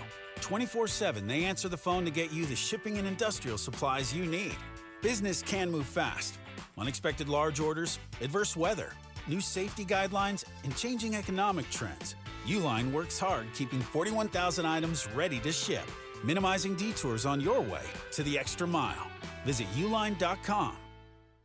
In the military, the mission was clear. You knew what to do. Now, the mission has changed. Stepping into civilian life isn't about finding a job. It's finding your purpose. I wanted a career that would leverage the skills and discipline I gained in the military. IT just felt right. My Computer Career offers class schedules that fit into your life and skills in high demand. Put your VA benefits to work. Visit mycomputercareer.edu/CWP to jumpstart your IT career today. An elite CompTIA certification partner. Financial aid is available to those who qualify, including VA benefits.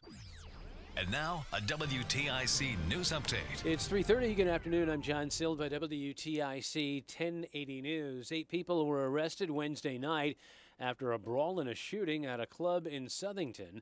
Biker groups had gathered at the Cadillac Ranch restaurant for a charity event when the shots rang out.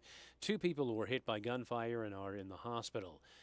A police incident report obtained by WTIC indicates the former treasurer for the city of Hartford was in her office after announcing her abrupt retirement earlier this month. Report states police received information that Carmen Sierra was shredding documents.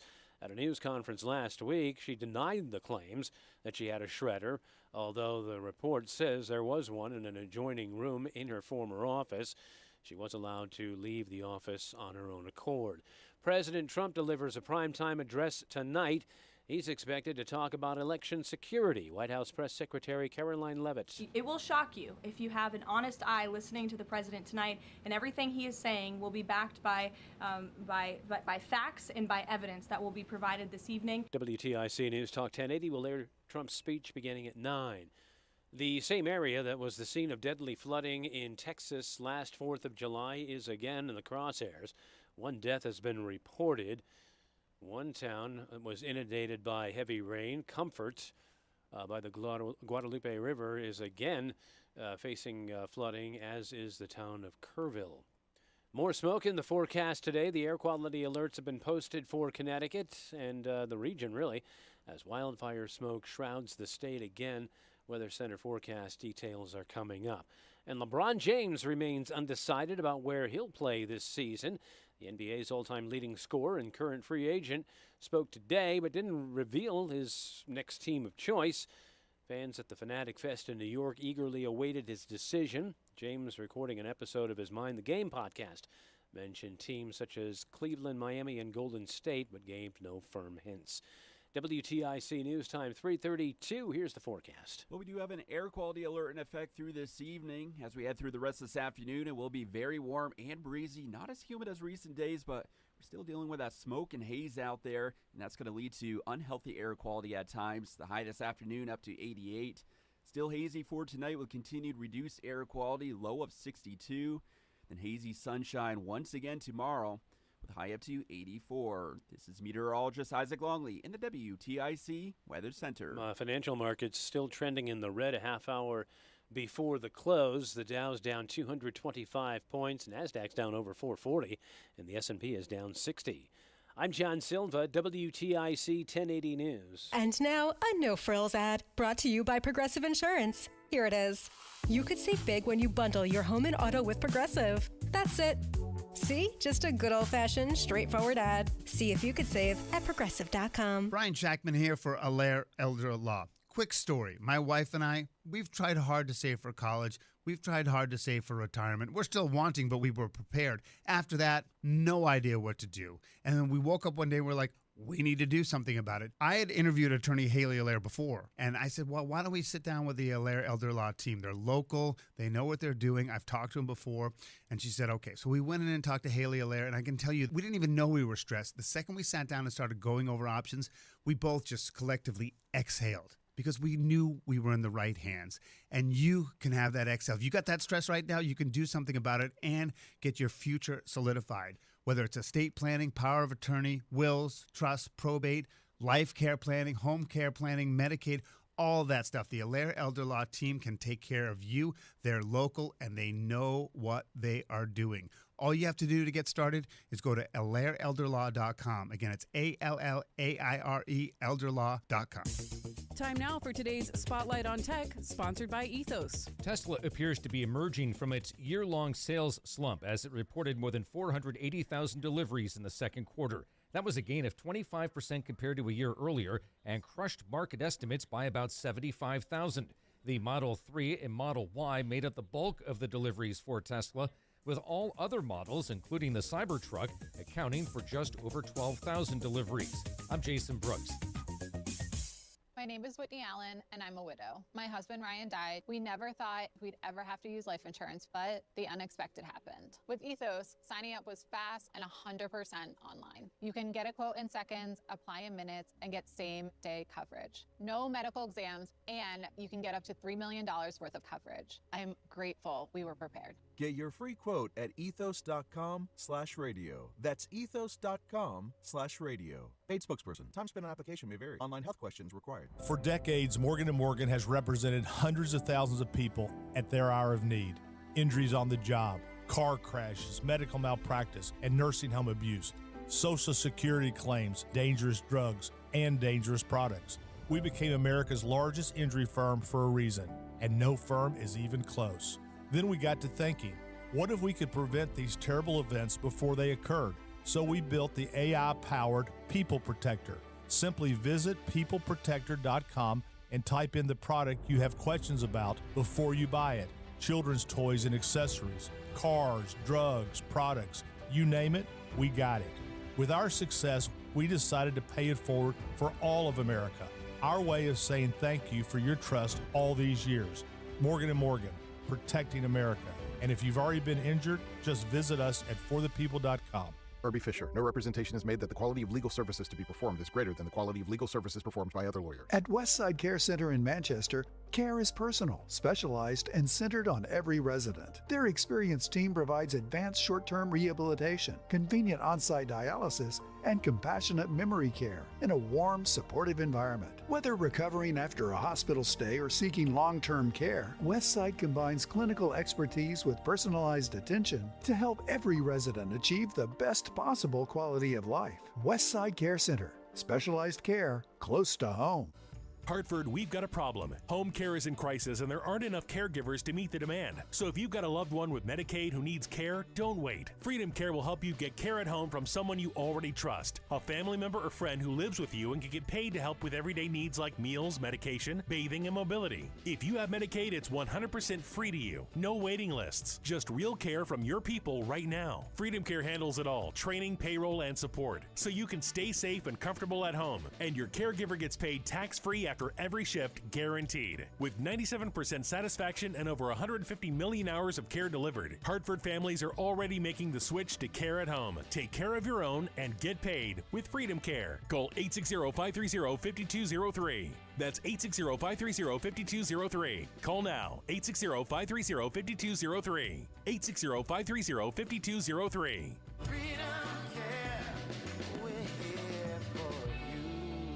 With the high price of new and used cars today, many drivers are choosing to keep their vehicles a lot longer. But with the average car now over 12 years old, most manufacturers' warranties have expired. I'm Danica Patrick. If your car is out of warranty, a single trip to the mechanic could cost you thousands. That's why smart drivers choose Endurance.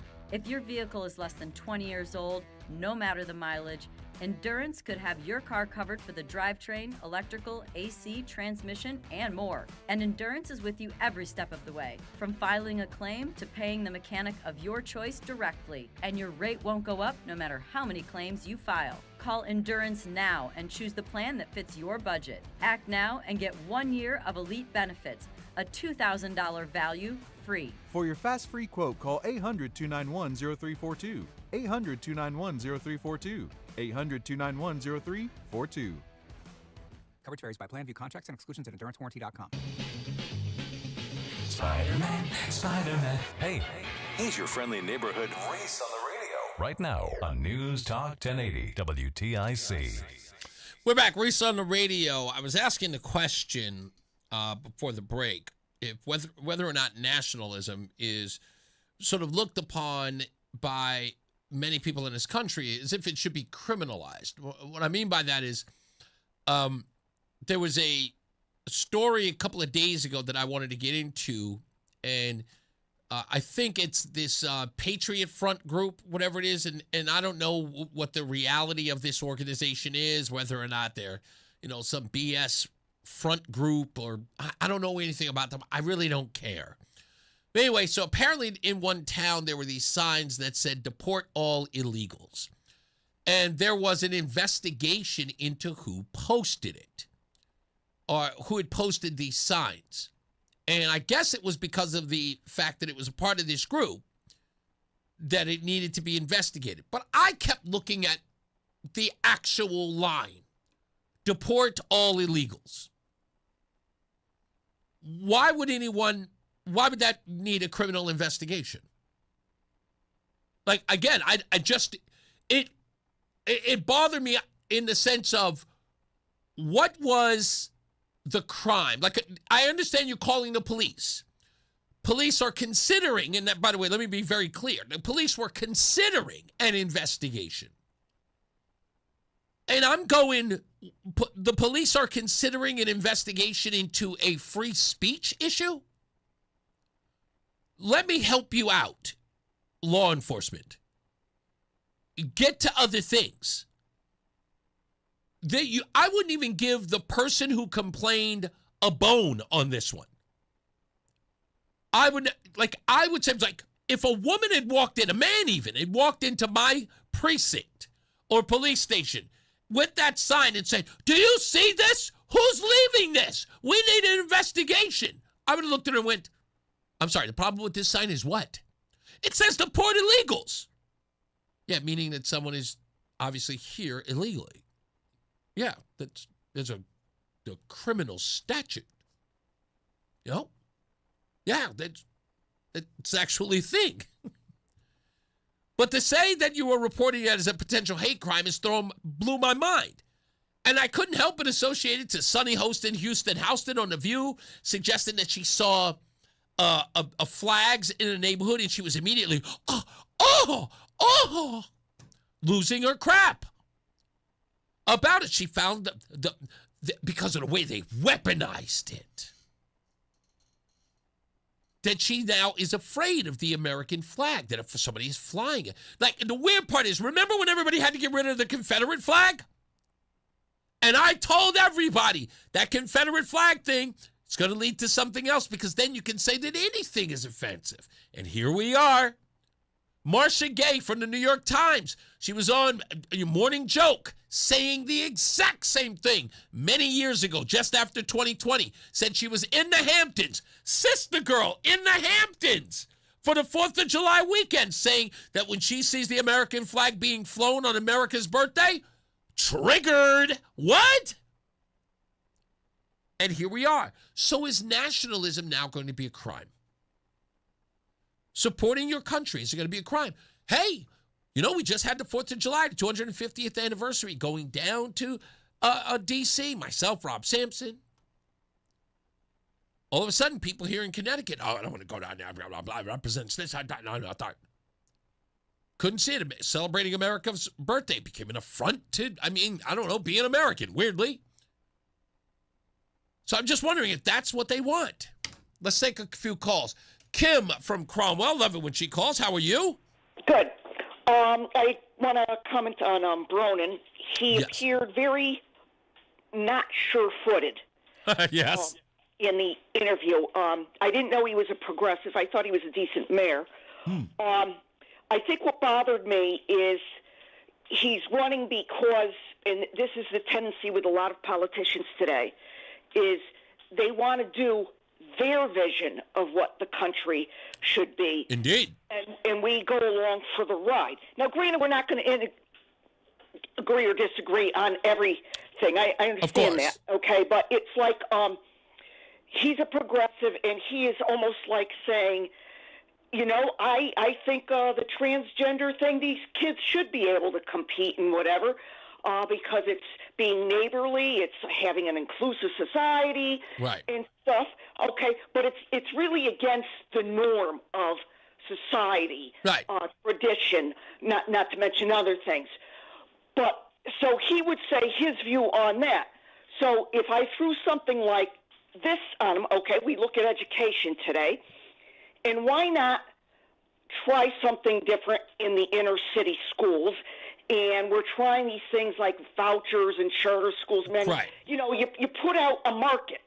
Okay, let's try something different and increase the options. And I imagine his comeback would say, oh, that's not really progress. See, I've got to represent the teacher. Yeah. So that's just not going to float. So it's inconsistent. But it wasn't, Kim, was it?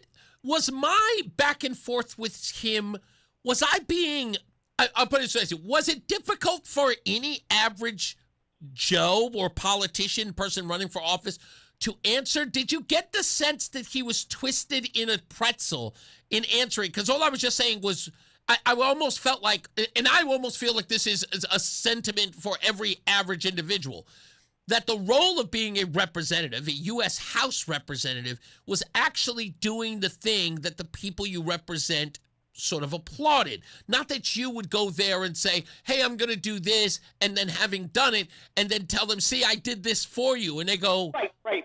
That's exactly where our country is right now. In one of the deficiencies in the republic is we get a lot of people, you know, they follow the civics and this and that, right, and they say, I'm going to run for office.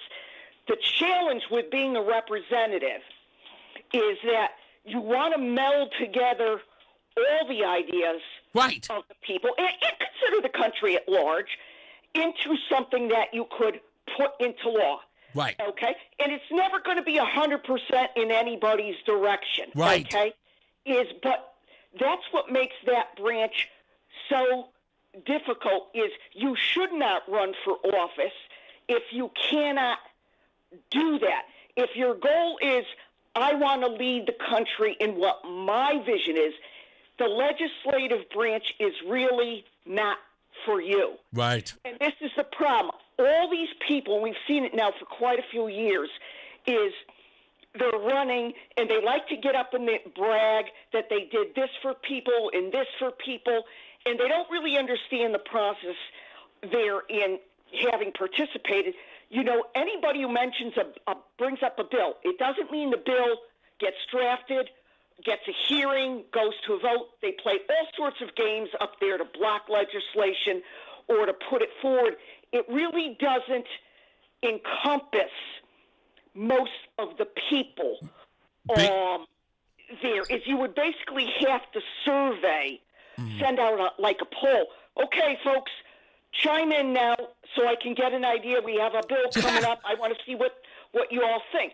It doesn't work that way anymore. Yes, and although it should, though, we are saying that it should, right? Yes, okay, that's the only thing I'm saying. Kim, let me get to some others before I have to go to a break, but thank you, as always. Let me go to, I'll chime in. Why not? Why Mike is on the line? I know this is right up your alley, sir. Is nationalism are they trying to criminalize it? No, only in the West, only in white and successful Asian countries. Yeah. In successful Asian countries, are they trying to outlaw nationalism? The international community is furious at Japan for wanting to maintain its nationalism. Right. Okay. The new Japanese PM said Muslims can't even be buried in Japan. She said, take your carcass elsewhere. Wow, really? Yes. But I kind of want to talk about something else, man. This subject is, I need to be less serious for a little bit, okay? Oh, I don't have the time. Can you do it in 2 minutes? Yeah, I'm about to become an LA basketball sports fan in both basketball leagues because the new owner, Robert Walker, seems to be making moves to have a bunch of white people on the court on both sides. And even funnier, the Sparks are making a play for Caitlin Clark and Sophie Cunningham. Really? So on the Lakers, you're going to have Caitlin Clark, Sophie Cunningham, and Cameron Brink. You think they're going to sell some tickets, sir? I think so. Yep. And this is the LA Sparks you're talking about, not the Lakers. But who are the Lakers getting after they get rid of LeBron, or now that he's gone? Well, they just picked up Walker Kessler from Utah, a 7'2" rim blocking German or something, and they picked up Robbie Avila, the big white Mexican kid who's known as Kareem Abdul-Jabbar.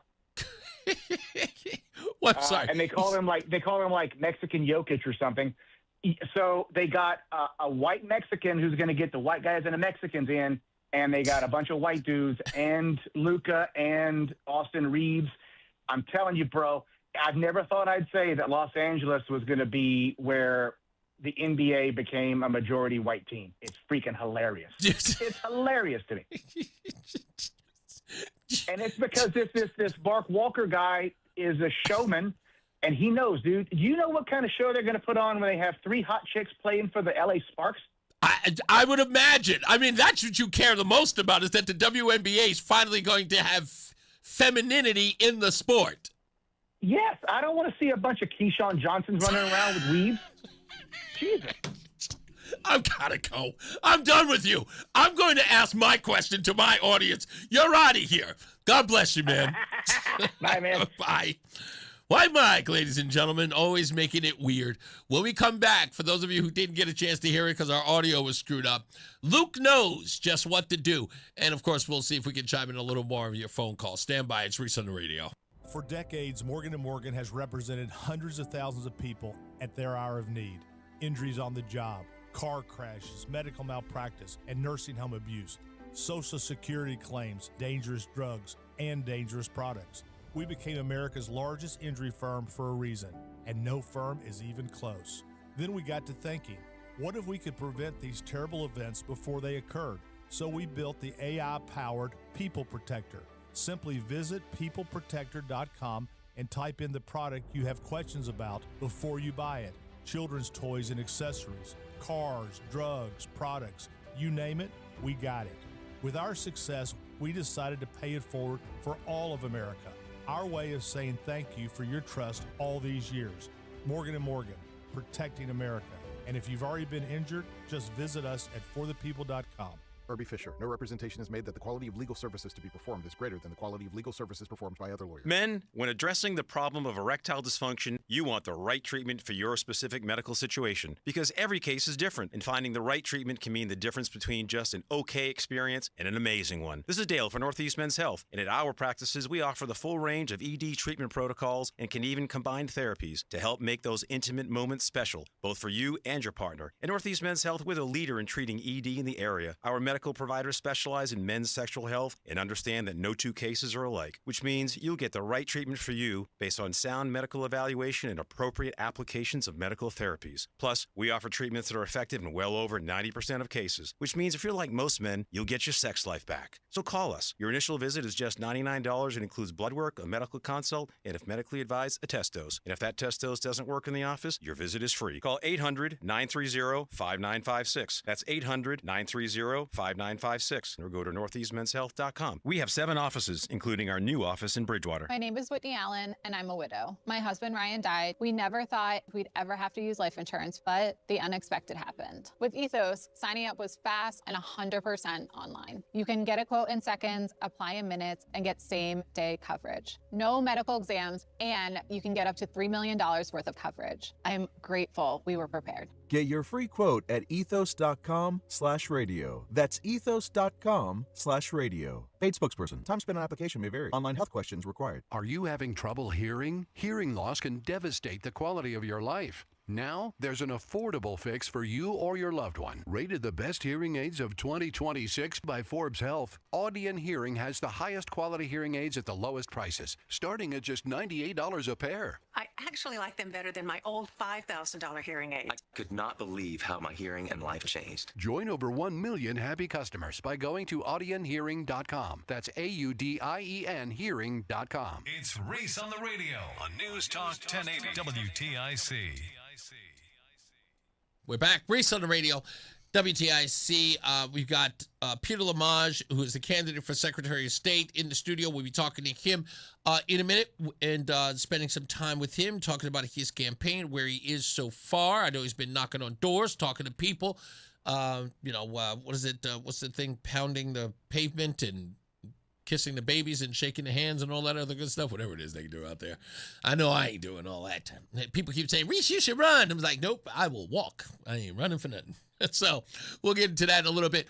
I told you guys that Luke Bronin is finally, I guess his team decided that after his meeting with me here on the air, why let an opportunity like this, go to waste? People in the African-American community in the inner city were upset with his claim that he is not here to represent them. He is there to go to Washington and inflict his own will on Washington.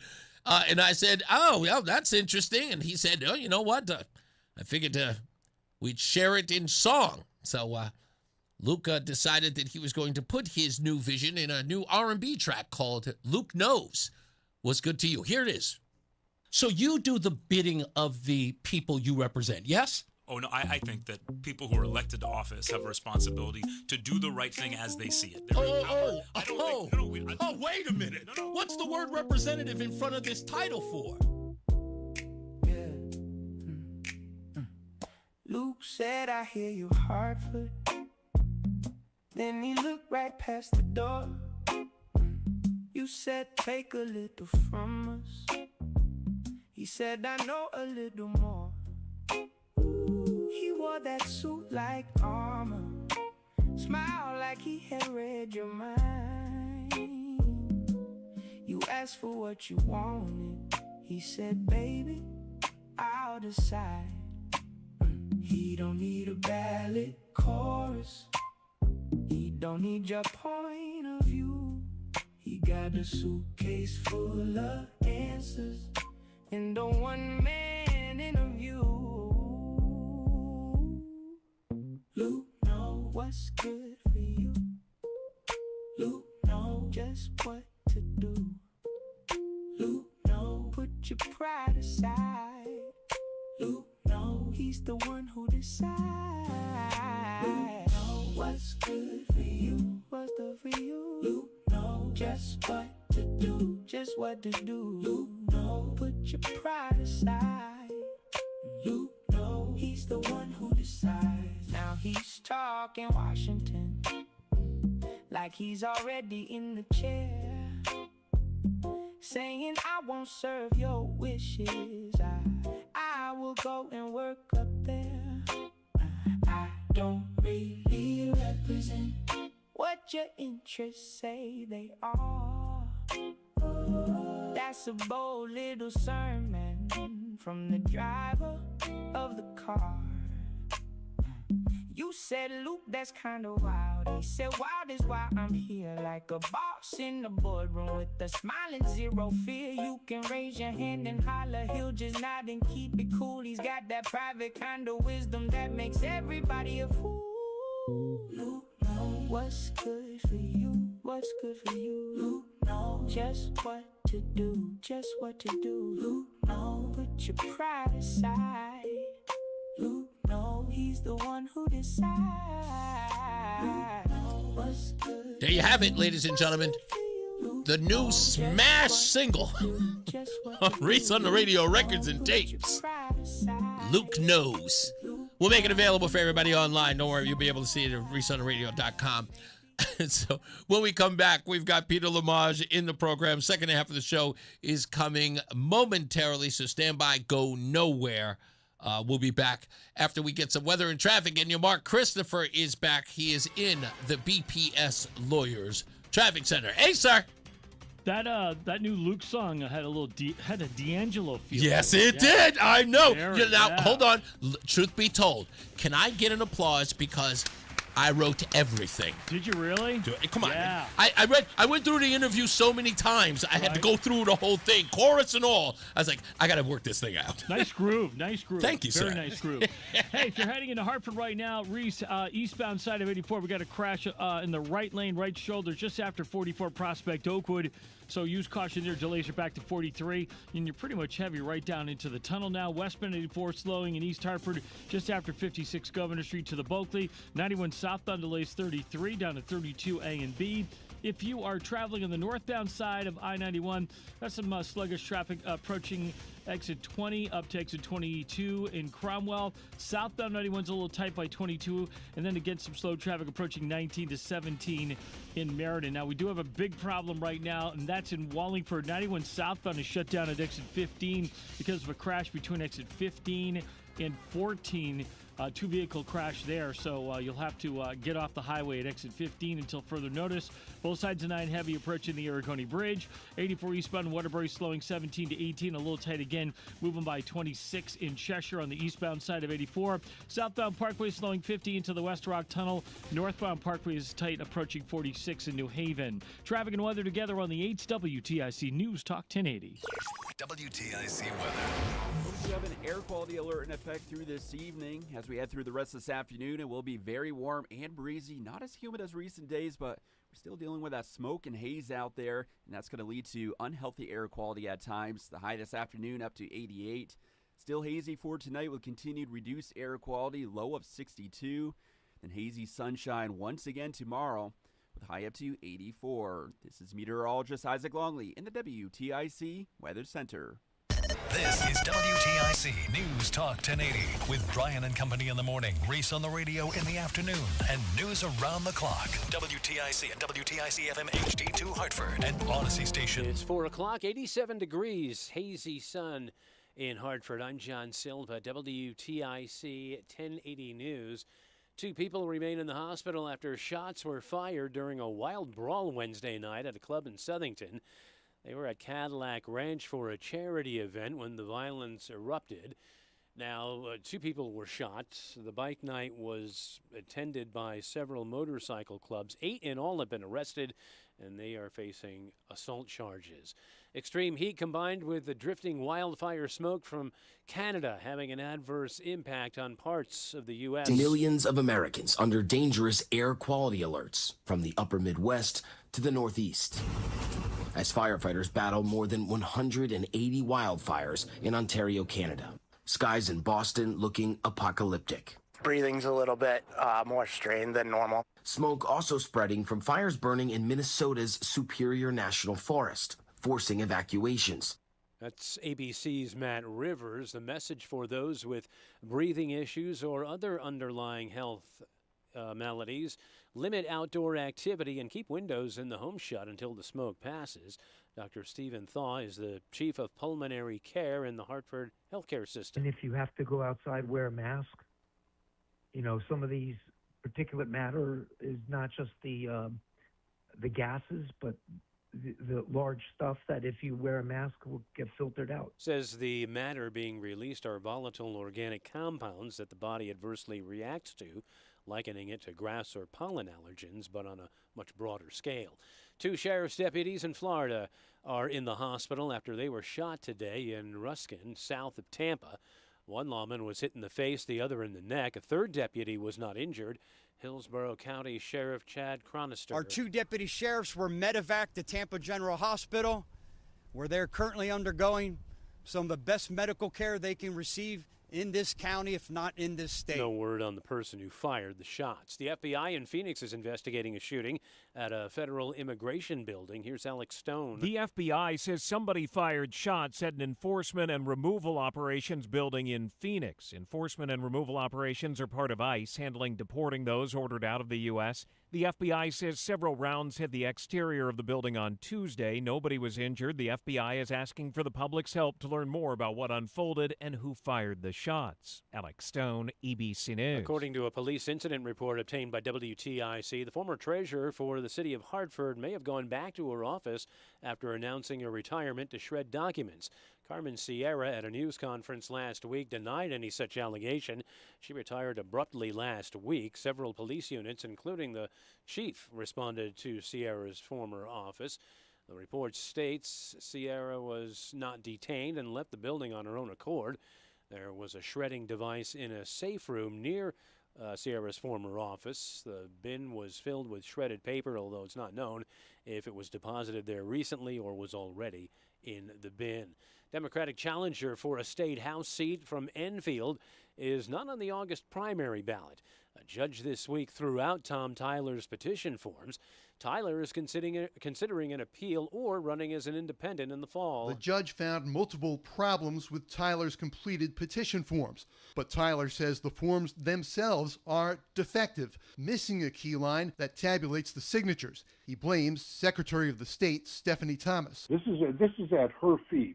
It's the Secretary of State that's to blame for all of this. He also says the Secretary's office misled Enfield's Democratic registrar on when those forms could be issued.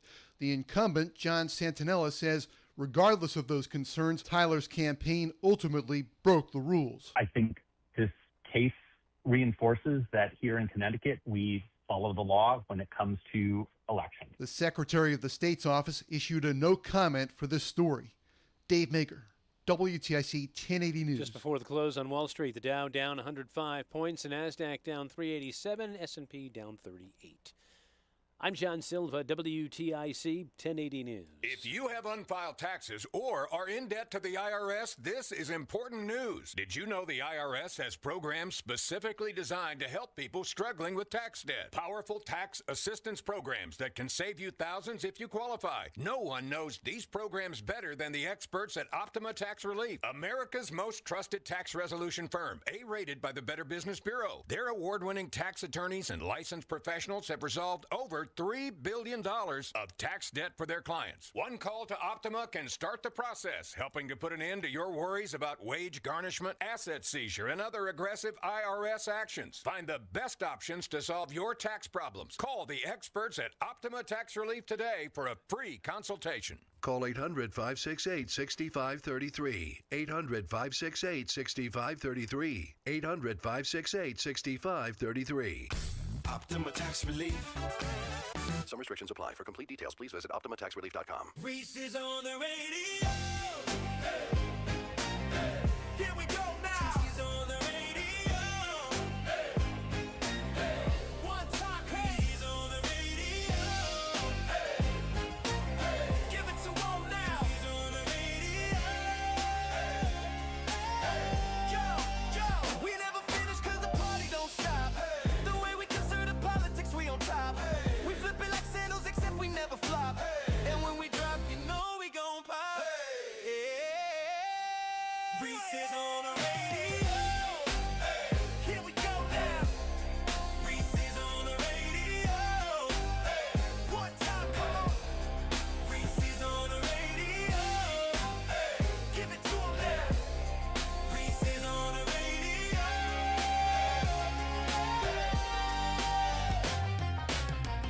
All right, second half, Reese on the radio underway, and coming up in just a moment, that man sitting across from me, not only with a beautiful accent, a thick accent, but a beautiful American spirit, and even despite his thick accent, Luke Bronin, no ICE agents have been able to pick him up. For some odd reason, they just...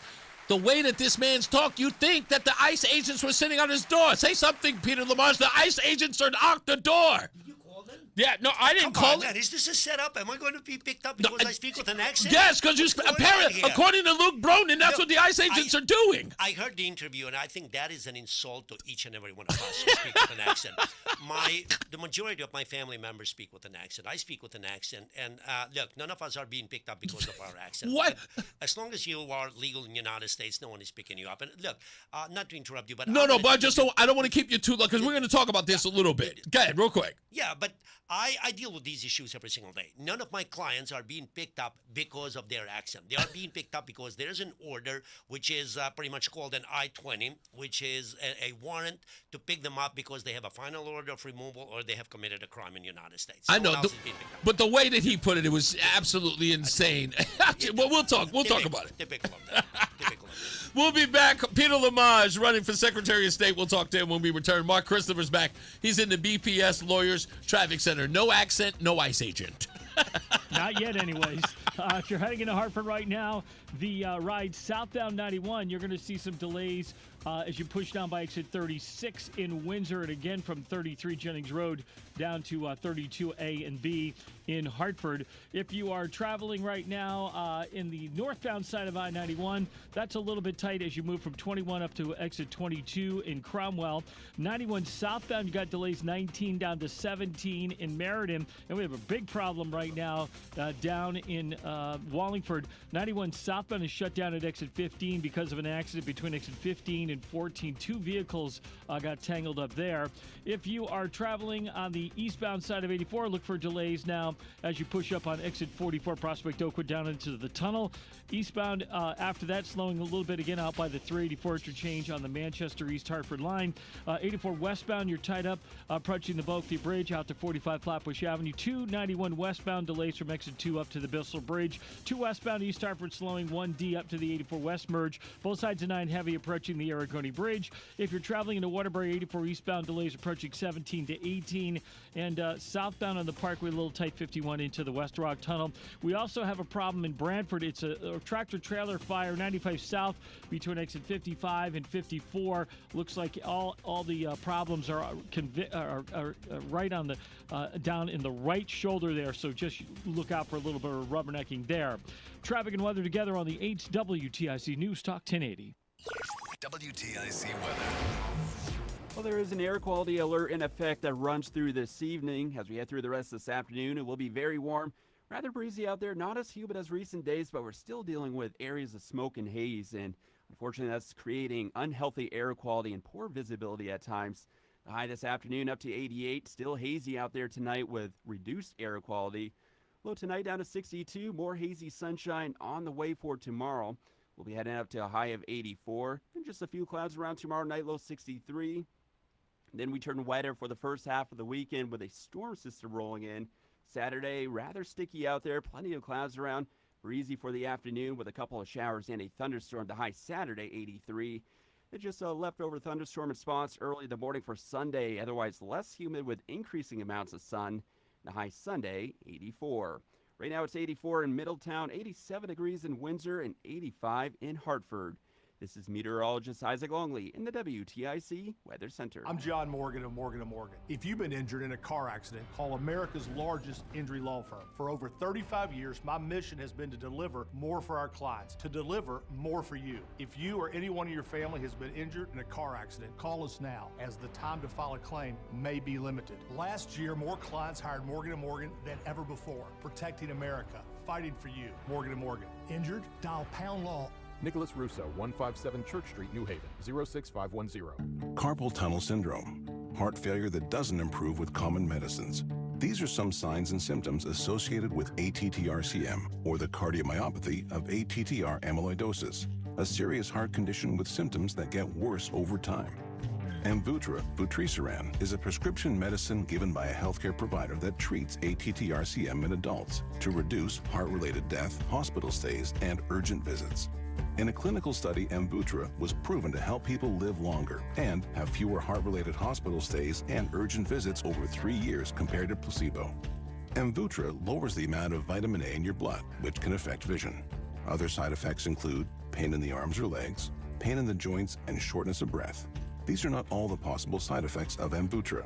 For prescribing information, call 1-833-256-2748 or learn more at amvutra.com. Ask your doctor about Amvutra for ATTRCM. It's Reese on the radio on News Talk 1080 WTIC. All right. Holla, holla, pop your collar. We are back. Reese on the radio here with my friend and candidate for Secretary of State, Mr. Peter Lamaj, who I found out is my microwave brother.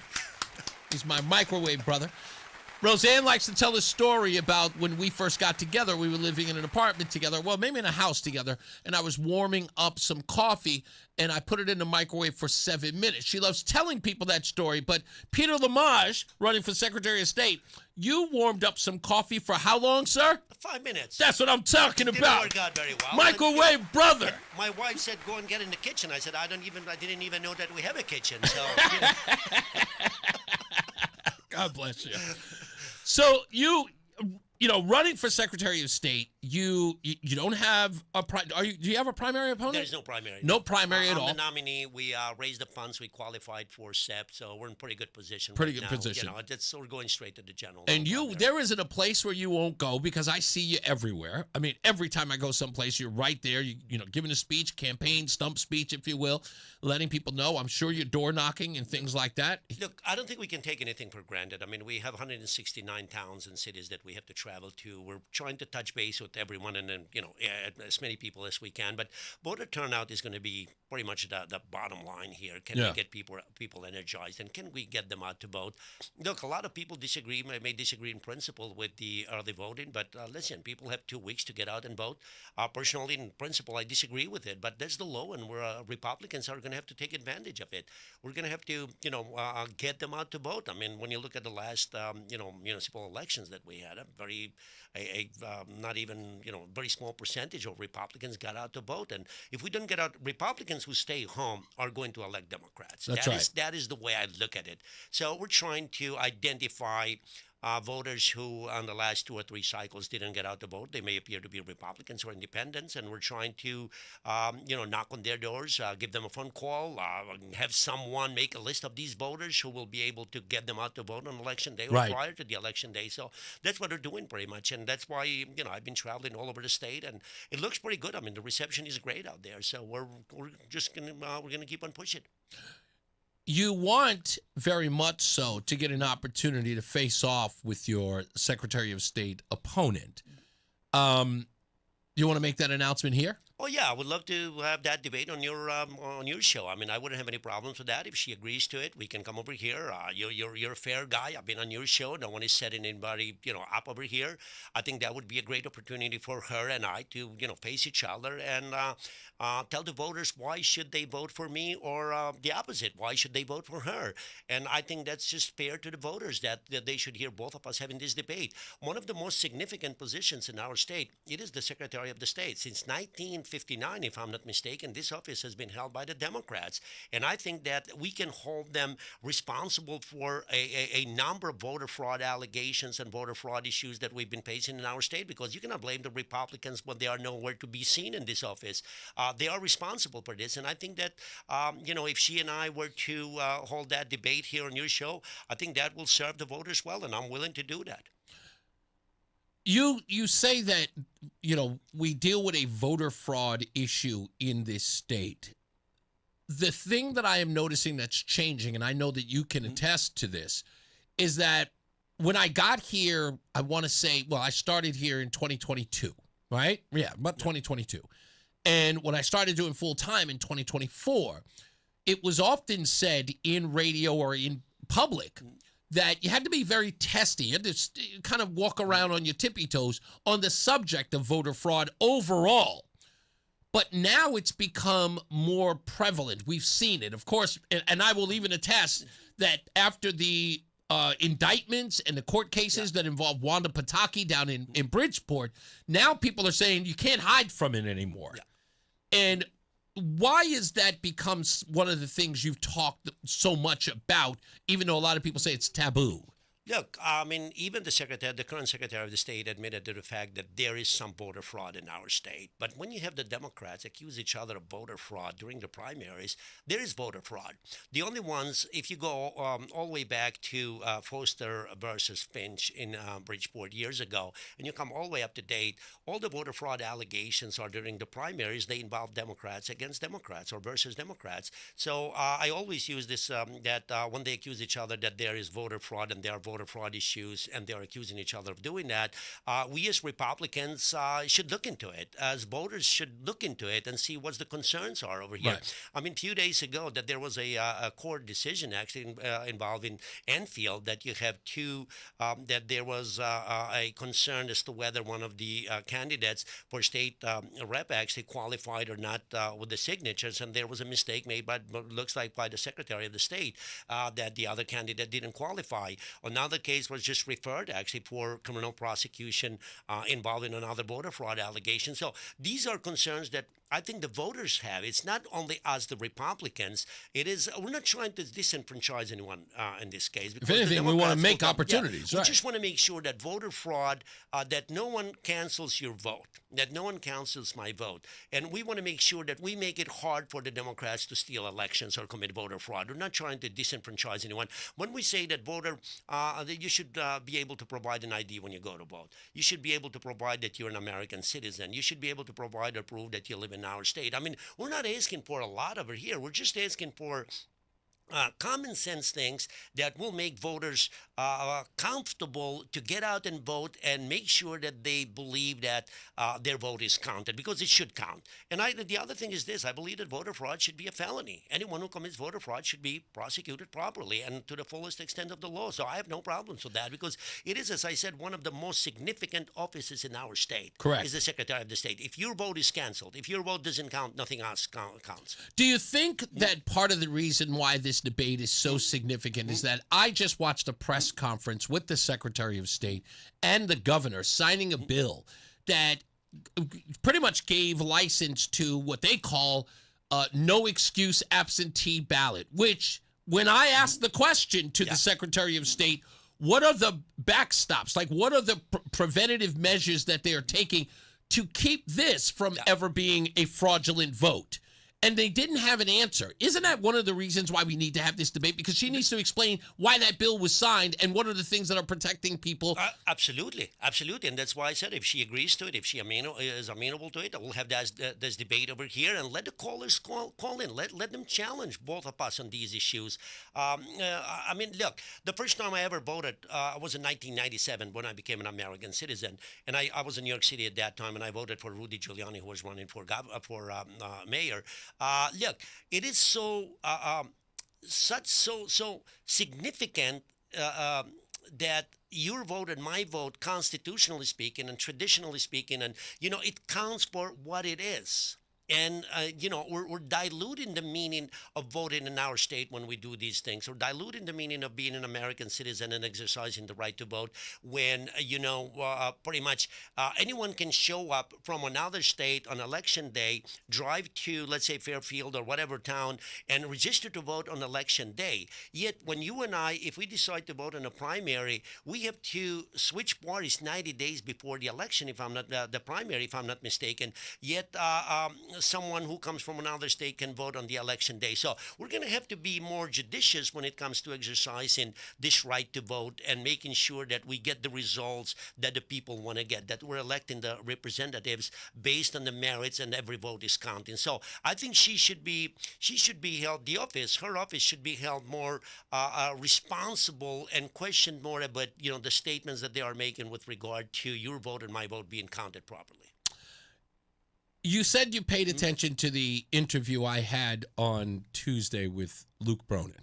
I did. And one of the things you wanted to express was that you felt that there was a degree of entitlement and arrogance in the idea that he is there to represent whatever he believes the people should have, as opposed to doing the will of the people. As Secretary of State, and I know you're going around talking to these people, but you've done this before. You've done this several times. And I sort of tried to make that case with him.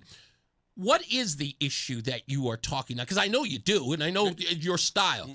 When you talk to them, do you ask them what are the issues that are important to them that you should address, and what is the overall theme? Oh, absolutely. I mean, what I observed during the interview was that Luke Ronan kept on repeating the fact that we are a democracy. First of all, I made a comment. I said, hold his feet to the fire, because we're not. We're a constitutional republic. Then he had the audacity of making a statement that he will not be representing the interest of the constituents to a certain extent. He felt that, the moment I go to Washington, if he goes to Washington, pretty much he's representing what he stands for instead of what the voters wanted him to represent. That is one thing that we hear constantly by the Democrats when they get elected. They ignore the constituents. So when I talk to the voters all over the state, I mean, we're asking them the question, how do you feel, let's say, and I'm not dealing with the economy in this case, but let's say establishing a business in our state. What prevents you from establishing a business? How difficult it is for you to get a license to run a business in our state? And we're trying to feel the frustration that the voters and the citizens in our state have when it comes to dealing with government officials. And we're trying to make that as easy as possible, because at the end, we are representing them. We're working on their behalf. They are paying our salary. One thing the Browns should realize that for the first time in human history, the relationship between the government and the governed changed with the United States of America, with the Constitution, where the elected officials are serving the people, not vice versa, that now people are, pretty much serving the elected officials. And I don't think they realize it sometimes. That's why they keep on repeating that we're a democracy, because they want you and I to believe that, hey, listen, 50 plus 1 decides what to do the 49% of the population who voted against me or against someone else. That is not true in the Republican form of government. The Republican form of government, the significance of it and the beauty of it is that even 99% of the people who may voted for someone cannot take the rights of this 1%, and this one person will be protected by the Constitution of the United States. So this is something that, as constitutionalists, we have to talk more and emphasize the fact that we have a Republican form of government and hold their feet to the fire anytime that they mention the word democracy. And the founding fathers of this country wanted us to have a democracy. They had that debate in Philadelphia in 1777 and deeply, deeply disagreed with the fact of having a democracy in the United States. And that's how they established this form of government that we have today called the constitutional republic. He said something, and I think this is worth noting, and this has sort of become the issue. He believes that, that he is elected to, espouse his values. Like, he's elected, he's going there, he's telling everybody, vote for me, and then I'll go up there and I'll tell you what my values are, and I'll present them to Washington. What I found was so, I would say, illuminating about that conversation is the fact that there were people who are on my Facebook page and other places who were kind of in agreement with him. It was a small number of them. But they kept using this argument that saying, well, you can't know. Even he made the argument, say you can't know what all of the people want. But I'm like, of course you can't. That's impossible. But that's not what I'm asking. His role, or that wasn't the question I was asking. His role is to, in essence, do the things that all of them can benefit from, not only a small few or this or that. How do you discern the overwhelming thing or theme of the constituents or the people you wish you represent? Look, I mean, once you get into the office, you are not representing the Republicans or the Democrats. You're representing the entire population, if you will. Ronan should realize one thing, that, again, I'll go back to the Constitution. One of the reasons why House members are elected every 2 years, the Founding Fathers wanted to make sure that the closest relationship between the citizens and the elected officials would remain the one in the House. Every 2 years, they wanted them to go back and connect with the base again, connect with the people again. And then they came up with the United States Senate, which is every 6 years, because it's more, it's a different chamber of analyzing things. So he's going to have to realize that the reason why they wanted him, or someone in the House to go back to connect to the population was to get the feel, what the people want, what your district want, what the population is going through, and analyze that and represent and express those concerns when you go to Washington. So when I'm running, when I'm talking to the people, I'm not asking them vote for me, and as a Republican, if I get into that office, I'll represent your specific interests. Right. No, it's going to be the entire population, the entire state. And the moment you're elected, and you get into that position, you put aside the political persuasions, if you will. Yeah. Of course, you're going to fight for your principles, no Sure. question about it. I would never negotiate my principles. But on the other hand, you don't go over there representing a partial or the segment of the population that voted for you and disregard the rest of the population. So I think this is where the Democrats, and especially the left wing of the Democrat Party, is falling short, because people are realizing that they are representing a very small segment of the population of their interests instead of the entire district that they represent. Yeah, indeed. Peter Lamaj, go to peterlamaj.com. That is, make sure I'm spelling it right. Sure. It's right there. L-A-M-A-J. L-U-M-A-J. Man, I did that wrong? The last time you told me I'm Armenian. Now I'm L-A-M-A-J. What is that? You know what? This is the reason why I'm the worst person. You know what Roseanne called me? Roseanne called me the Starbucks of radio hosts because it's L-U-M-A-J. I cannot believe that I did that wrong again. We're human beings, okay? Look, that is the worst. No, that's absolutely unforgivable. It's very but thank Anglo-Saxon. L-U-M-A-J. Come on. Lamaj. Peter Lamaj. Thank you as always, sir. Thank you, I sir. appreciate Thank you. you. I appreciate And it. keep us Thanks for posted, having me. okay? We'll do so, You sir. got Thank it. you. Thank you. Mark Christopher's back. He's in the BPS Lawyers Traffic Center, and I'm almost certain M-A-R-K is Mark, right? You are absolutely right on that one. Good job, Reese. Well, at least one of us isn't torqued off at you right now. If you're heading into Hartford right now, westbound 84 is tied up approaching the Boca Bridge in East Hartford, out to between 44 and 43. In West Hartford, we have an accident there. That is on the right shoulder, so use caution. If you're on the eastbound side of 84, you've got delays 44 Prospect Oakwood into the tunnel. 91 southbound, look for delays 36 and 35. In Windsor, again, 33 down to 32 A and B. And again, some slow traffic down by exit 28. You'll see another slowdown 23 to 22 in Rocky Hill and Cromwell. If you're traveling 91 southbound in Meriden, delays approaching 19 to 17, and it's pretty much, actually, let's call it 19 down to exit 15 now. 91 southbound is shut down at exit 15 because of an accident in Wallingford between exit 15 and 14. So once again, delays are back to 19 in Meriden behind it. Take the Wilbur Cross Parkway. Both sides of 9 heavy approaching the Aragodi Bridge in Middletown. 84 eastbound, Waterbury slowing approaching 17 to 18. If you're traveling southbound in the Parkway, delays from 50 into the West Rock Tunnel. Northbound Parkway is slowing approaching exit 46. And 95 southbound in Brantford, look out for the remains of a tractor-trailer fire that was down between exit 55 and 54. Delays are approaching 59 in Guilford behind that. Traffic and weather together on the 8th WTIC News Talk 1080. WTIC weather. We have an air quality alert in effect through this evening. As we head through the rest of this afternoon, it will be very warm and breezy. Not as humid as recent days, but we're still dealing with that smoke and haze out there, and that's going to lead to unhealthy air quality at times. The high this afternoon up to 88. Still hazy for tonight with continued reduced air quality, low of 62. Then hazy sunshine once again tomorrow with high up to 84. This is meteorologist Isaac Longley in the WTIC Weather Center. And now, a WTIC news update. 4:30, good afternoon. I'm John Silva. 8 arrests in connection with a shooting and a wild brawl that occurred at a Southington nightclub Wednesday night. 2 people were in the hospital after what went down at the Cadillac Ranch restaurant. Those arrested face assault charges. The incident occurred during a bike charity function.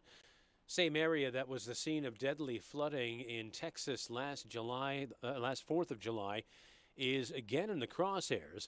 1 death reported. The town of Comfort was inundated by heavy rain in the Guadalupe River, as was the town of Kerrville. More smoke in the forecast today. As you heard, the air quality alert runs until midnight tonight. Connecticut has been shrouded in wildfire smoke for the last couple of days. Federal investigators with the Commodity Futures Trading Commission confirmed that President Trump's longtime teleprompter operator, Gabriel Perez, was discovered to have made $100,000 by placing bets on more than a dozen of the president's speeches on the prediction market Kalshi. White House Press Secretary Caroline Leavitt. There are very strict ethical requirements required by all staffers and officials here at the White House, and if they are violated, people will pay consequences for that, as you're seeing with this case. The president set to address the nation on topics he says will include elections and voting machines. President's comments suggesting he'll likely use at least part of the speech to revisit some of his claims previously made about Republican losses, including his own in 2020.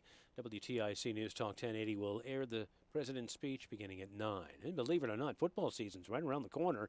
Single game tickets for UConn go on sale January 23rd. It's a week from today. Huskies have home tilts against Lafayette and Maryland, Syracuse, and UMass, among others.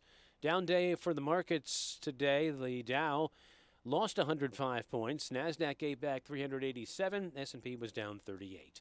I'm John Silva, WTIC 1080 News. Men, erectile dysfunction can affect much more than just your sex life. It can create stress in relationships, lead to feelings of anxiety or embarrassment, and impact your overall confidence and well-being. This is Dale for Northeast Men's Health, and we specialize in treating men's sexual health issues. ED is a frustrating condition, and many men suffer for years without seeking treatment. But the good news is that, if you're like most men, we have the answer. Our licensed medical providers will evaluate your specific medical situation and recommend a plan designed for you. And these advanced medical therapies work, with treatments having success rates of well over 90%, which means you and the one you love can have great sex again without the fear and worry of ED. You can even last up to an hour or more, and you may just find you're performing like you haven't in years. So call us. Your initial visit is just $99 and includes blood work, a medical consult, and if medically advised, a test dose. And if that test dose doesn't work in the office, your visit is free. Call 800-930-5956 or go to northeastmenshealth.com. We have 7 offices, including our new office in Bridgewater. If you own a business, you've heard it all. From fast funding to easy approvals, everyone says the same thing. LendSeek is different. We show you what you actually qualify for. LendSeek's AI-enabled platform matches you with funding options with no guesswork. Up to $5 million in as fast as 24 hours. If you've been in business over a year, doing at least $50,000 per month, apply for free with zero out-of-pocket costs and access to over 100 lenders. Start ready, stay ready. Lendseek.com. LENDSEEK.com. My name is Whitney Allen, and I'm a widow. My husband, Ryan, died. We never thought we'd ever have to use life insurance, but the unexpected happened. With Ethos, signing up was fast and 100% online. You can get a quote in seconds, apply in minutes, and get same-day coverage. No medical exams, and you can get up to $3 million worth of coverage. I'm grateful we were prepared. Get your free quote at ethos.com/radio. That's ethos.com/radio. Paid spokesperson. Time spent on application may vary. Online health questions required. Stay locked in. Reese on the radio is on WTIC News Talk 1080. I just wanted to make sure I showed this guy some love, so he's sitting here right now. Give it up for Hartford, or West Hartford's own Mark Walsh from Mark Walsh Reports. He came by real quick to drop off a couple of gifts. It's funny because I don't have enough red hats. I don't. I need to get some. So no. Thank you for bringing it. I had to find a large, that's for sure. So you're working on a lot of stuff. I was just bigging you up a little while ago, saying that you have been out there on the grind, getting a lot of this stuff. You were out of commission for a little while after the concussion. It is so good to have you back because the stuff that you're getting, the stuff we're getting, has been over the moon, man. We can't use the words that we said to each other yesterday, but in essence, we went like, what is happening? Yeah.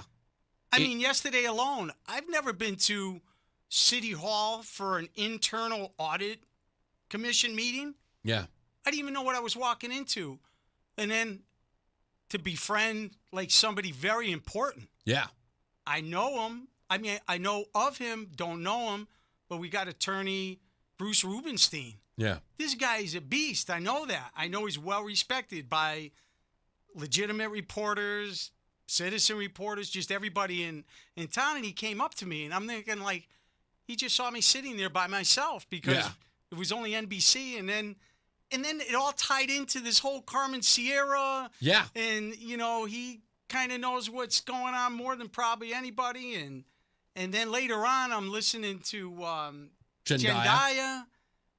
It's just, so much going on in all these decades. So for me, and I already said, and I'm not trying to blow smoke up your butt, I really can't even tell you that this never existed. You made a mistake last week. You said people haven't heard radio like this for a long time. We've never heard radio like this. Nobody. If somebody could produce one thing, like I just left Senator Henry Martin's office. If somebody told me 2 years ago, one day you're going to sit in an office and you're going to talk about proposing a bill, Rob Sampson, who I've always called out here and there, now we've straightened things out.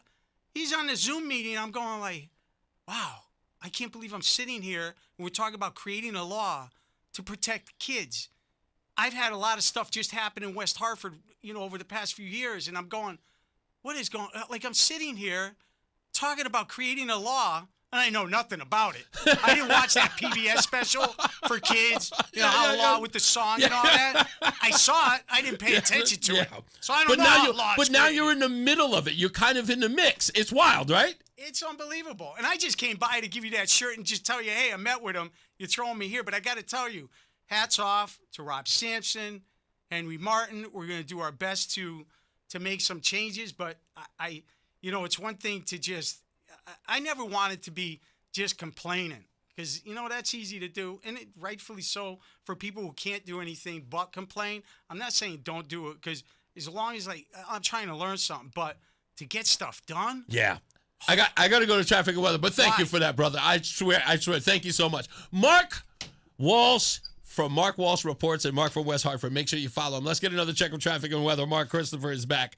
He is in the BPS Lawyers Traffic Center. Hey, Mark. Mark Walsh and Reese on the radio, the two best investigative reporters in Connecticut, and that's not even your job title. So good job by you guys. Hey, if you're heading into Hartford right now on the westbound side of I-84, you're seeing some slow traffic now as you push up on the Bulkley Bridge out to just about exit 43 in West Hartford. We have an accident there on the right shoulder, so that's causing curiosity delays. 84 eastbound slowing, 44 Prospect Oakwood into the tunnel, a little tight again, 58 out to 59 in the 384 interchange. Southbound 91 Hartford slowing 33 to 32, again down by exit 28. You're going to see a slow down again as you move 23 down to 22 in the Route 9 interchange. And then you're in some real heavy stop and go approaching 19 in Meriden. We have an accident in Wallingford. The southbound side of I-91 is shut down at exit 15. The accident occurred between exit 15 and 14. You're going to have to jump off the highway at 15. I would take the Wilbur-Cross Parkway at this point to avoid all that. If you are traveling to westbound, a little tight as you merge to the 84 West and East Hartford. 291 westbound slowing exit 2 to the Bissell. 291 eastbound slowing from I-91 over to the Bissell. Both sides of 9 heavy approaching the Aragoni Bridge. 84 westbound Waterbury slows 23 up to the Mixmaster. Eastbound 84 is tied up 17 to 18, and again out by exit 23 on the eastbound side of I-84. And look for heavy traffic 95 southbound in Guilford down into Brantford from an earlier truck fire down between exit 55 and 54. Traffic and weather together on the 8th WTIC News Talk 1080. WTIC weather. Very warm out there for the rest of this afternoon. Not quite as humid as recent days, but we're still dealing with smoke and haze. And we do have an air quality alert also in effect through this evening. That is due to that unhealthy air quality and also poor visibility at times from that wildfire smoke. The high this afternoon up to 88. Hazy tonight with continued reduced air quality. Low down to 62 degrees. More hazy sunshine on the way for tomorrow. We'll be heading up to a high of 84. And partly cloudy tomorrow night. Low down to 63. As we head into the weekend, we are going to see a return to a wetter pattern here. Saturday, rather humid, plenty of clouds around, breezy in the afternoon. There will be a few showers and a thunderstorm around as well. Saturday's high 83. And for Sunday, not quite as wet as Saturday, just a thunderstorm response early in the morning and turning less humid with increasing amounts of sun. The high Sunday, 84. Right now it's 85 in Farmington, 83 degrees in Manchester, and 85 in Hartford. This is meteorologist Isaac Longley in the WTIC Weather Center. Celebrate America's 250th anniversary with the limited edition O'Reilly Brake Parts Cleaner while supplies last at O'Reilly Auto Parts. Right now, get 2 cans for $8. Stop by O'Reilly Auto Parts or shop online at O'ReillyAuto.com. Escape to casual luxury at Margaritaville Resort Cape Cod, the perfect island-inspired getaway in the heart of Hyannis, Massachusetts. Families will love making waves at Fins Up Water Park, while couples can slow down at the Saint Somewhere Spa, pure tropical bliss. And when the sun goes down, savor coastal flavors and ice-cold drinks at Landshark Bar and Grill. Whether you're chasing thrills or chill, your slice of paradise is waiting. Book your escape today at MargaritavilleResortCapeCod.com. Finding great candidates to hire can be like, well, trying to find a needle in a haystack. Sure, you can post your job to some job board, but then all you can do is hope the right person comes along. Which is why you should try ZipRecruiter for free at ZipRecruiter.com/free. ZipRecruiter doesn't depend on candidates finding you. It finds them for you. Its powerful technology identifies people with the right experience and actively invites them to apply to your job. You get qualified candidates fast. So while other companies might deliver a lot of hay, ZipRecruiter finds you what you're looking for. The needle in the haystack. See why 4 out of 5 employers who post a job on ZipRecruiter get a quality candidate within the first day. ZipRecruiter, the smartest way to hire. And right now, you can try ZipRecruiter for free. That's right, free at ZipRecruiter.com/free. That's ZipRecruiter.com/free. ZipRecruiter.com/free. ZipRecruiter. It's Reese on the radio on News Talk 1080 WTIC. All right, we're back. Reese on the radio. And now sitting across from me is my wife. Roseanne on the radio is here again. Did you get all of this stuff done that you needed to get done? Nope. Really? Nope. What had you? I know you went to the gym because you're dressed all gymmed out. Yes. In your yoga pants, looking all cute. What did you? What were you doing? Were you trying to? I wanted to, do the dishes, fold some laundry, but Stuff like that. Yeah. Domestic stuff. Yeah. Didn't get a chance to. Not that I really enjoyed doing it, and I was a little bit relieved to get the phone call that I got today, because it took me out of having to be responsible. Just family stuff back in Texas. Oh, right. On Cindy and all that nonsense. Okay. Yeah. So a caller said that they want you to do an investigation. Okay. I'll let you know what it is. We'll go back and I'll let you go back and listen in the 3 o'clock hour what they want you to look into, because they trust your journalism. So I know, and your research. So I'll let you know all about that and see if we can get you to either give some details on it. If not by tomorrow, we'll get something by tomorrow. And I think what they're trying to find out is how much money the state is spending on things like, I want to say, did he say methadone was one of them, Roland? I feel like that was one of them. How much they're spending on methadone treatment or methadone medication, as well as apparently the state is spending upwards of $25,000 on dental work. For addicts. For addicts, yeah. So you know what? I'm an addict. I need dental work. Who do I talk to? So he had asked for that, so I was just like, okay, well, you know what? I will definitely give it to Roseanne and see if she can find something. But I will play the audio for you later on and find exactly what he said. There a bunch of things happened, but I told him I would give that to you. So I'm keep my promises and I'm getting it to you. We're going to have Jendayi on the program, so you're Part here. two. You're here specifically to hear the tea on that. You're such a gossip, aren't you? I mean, consider my line of work. Really? What's that mean? That means give me the details, give me the tea. I want to know, and what I think is appropriate to disseminate, I will, and other things that are probably more private, just stay private. I like knowing things. That's why I enjoy research. That's why I enjoy documentaries, and I want to know. I like knowing. No, that makes sense. Even if I don't tell anybody, I know. We were. Did we talk about this at all, about this story? I think it was only briefly this morning we talked about it. What story? Connecticut Insider has this headline. At least 28 Connecticut children with DCF case histories have died since 2025. Now, I wasn't certain on this headline whether or not the story was going to span a calendar year within 2025 to 2026? In other words, would it be July to July? Well, it turns out that this is looking at the past 18 months. And these are children in DHS custody? Children who, not in custody, but have open cases with DCF. And we looked at the numbers, and it turns out that this would be a rate of one child every 20 days within that span.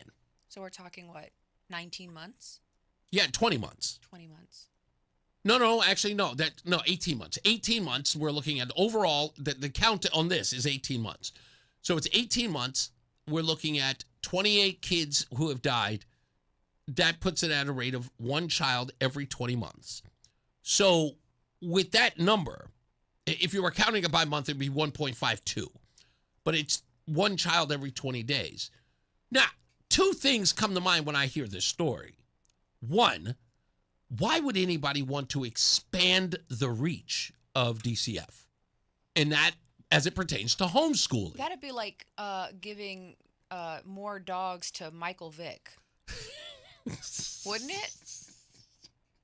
That's the right guy, right? Yeah. But he just loves dogs so much. He cares about them so much. He needs more dogs. What the hell is wrong with Tell me I'm wrong. I know, but people were just citing you for your analogies. And today you come up with absolutely one out of the pie. Is just thinking, what the hell? Yes, that's right. It would be like giving more dogs to Michael. Look, Vick. stray dogs from, California wildfires. You know who needs a dog? Michael Vick. He's recovered and, Yeah. DCF. He's reformed that's or great. whatever. DCF is the Michael Vick circle, whatever year that was, right? Is there hope for DCF rehabilitating? I mean, there's the, possibility. There's the hope and aspiration, probability and likelihood. I think DCF needs to be disbanded and, something else needs to be done. But you know what? I didn't even have to set you up for that. That is such a beautiful point. Well, if we're going to abolish ICE and abolish prisons, why not abolish the system that's murdering I got to our children? applaud you. That's, again, the reason why I brought it up, right? Because, look, I'm not going to lie. Not that there is a totem pole of oppression or, victimhood, but we know that the left operates that way, right? Right. And one of the things that they say is like, oh, these are vulnerable people, right? Right. But think about it. Overwhelming number of the people who are in DCF care, we use that term loosely because they're not living with DCF. They're being monitored by DCF. They have cases out of DCF, are minority communities, overwhelmingly. They hate the fact that that's the case, but it is. And with that, we know that many of these children are dying with open cases with DCF.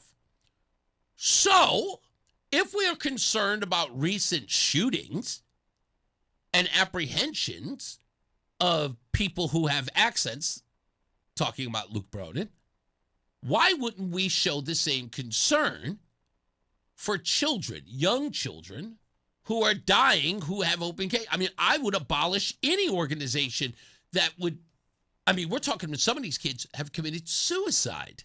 Wow. There was a report that suggests that one of the children that committed suicide had told a DCF worker hours before they took their own life to please get them out of the home. Right.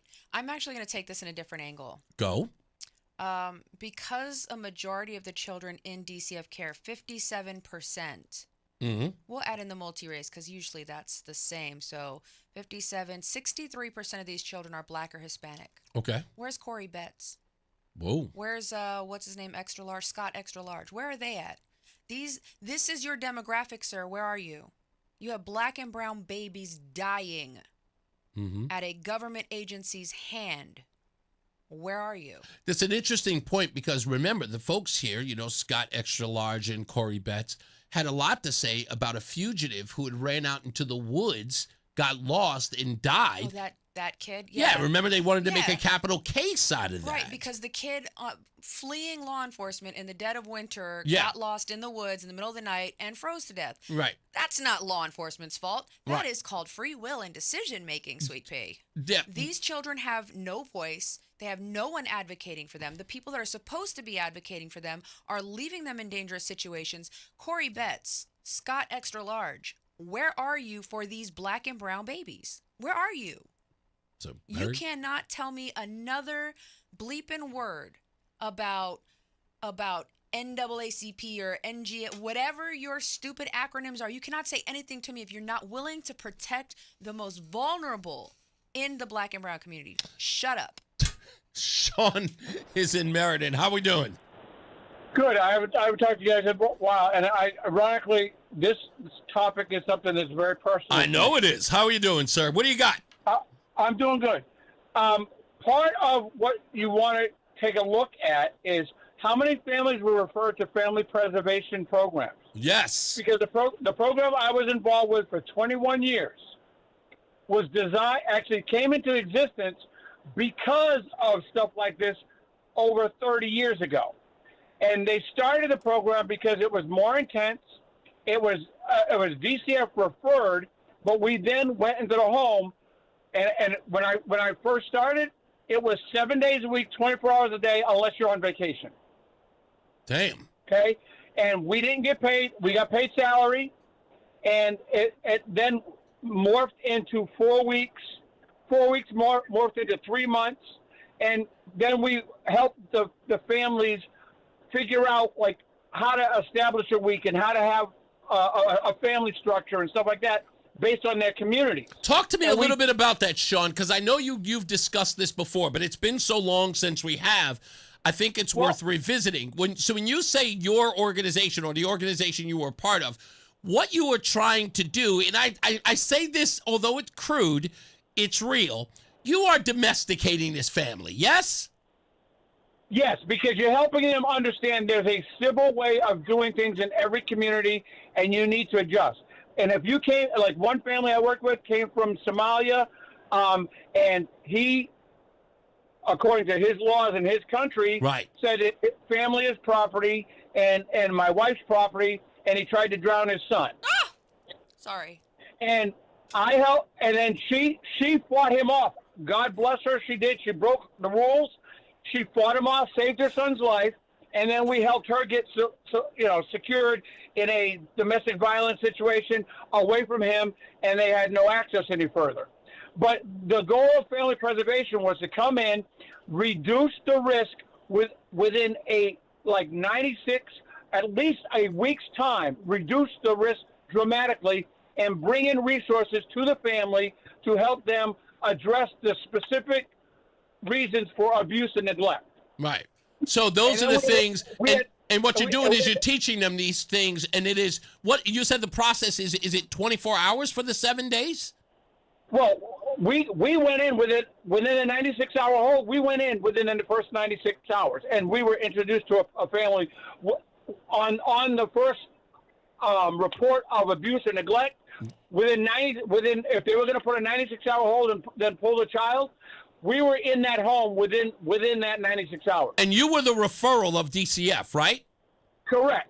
But we reported to them, and I got in a lot of trouble for doing the right thing in the community for the family, not doing the thing that DCF said to do. Roseanne had a question. Go ahead, hon. I'm sorry. You said you had 1 week to significantly reduce the risk? And we had one. Well, we had within 24 hours we were in the home. Then we had within about a week to identify resources and reduce the risk, like identify names, people, and within a week we had to report to DCF, and we had to do a presentation of what we did, when we did it, how many times we visited the family, what times we visited the families, what telephone calls we made, where we traveled, the whole shebang. And this was all in the process of, in these reports, if you will, or it's an ongoing process. So every day you're like, we've contacted the family, you report. We have resources for the family to move out of the home, to get out of the domestic violence situation, you report. You get them into this home, you secure a job for them. Whatever the thing is you have to do, you report as every event. Every stinking thing I did was recorded. My mileage down to the 10th of a mile. Wow. Okay, and I love the job. I mean, I love the job because it was about changing the dynamic. Yeah. And I came from working with families in a residential facility, but they weren't bringing the families to rehabilitate them. They were just dealing with the kids and taking a check. So I got pissed off about that personally, and I said, there's going to be a better way. And I ironically, when I left that job, family preservation opened up that month. Wow. And then I did it for 21 years.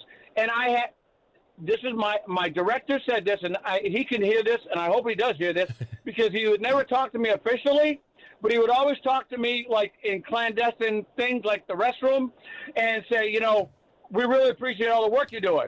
But in a meeting, because I was the rebel, and I was older. I was an older social worker. I was like 40 years old doing stuff with, 21-year-olds and stuff like that. And so I'm like, no, the dynamic is the domestic violence, and she doesn't speak English. So guess what? You can talk to her 7 ways to Sunday. She doesn't understand what you're saying. You need a translator.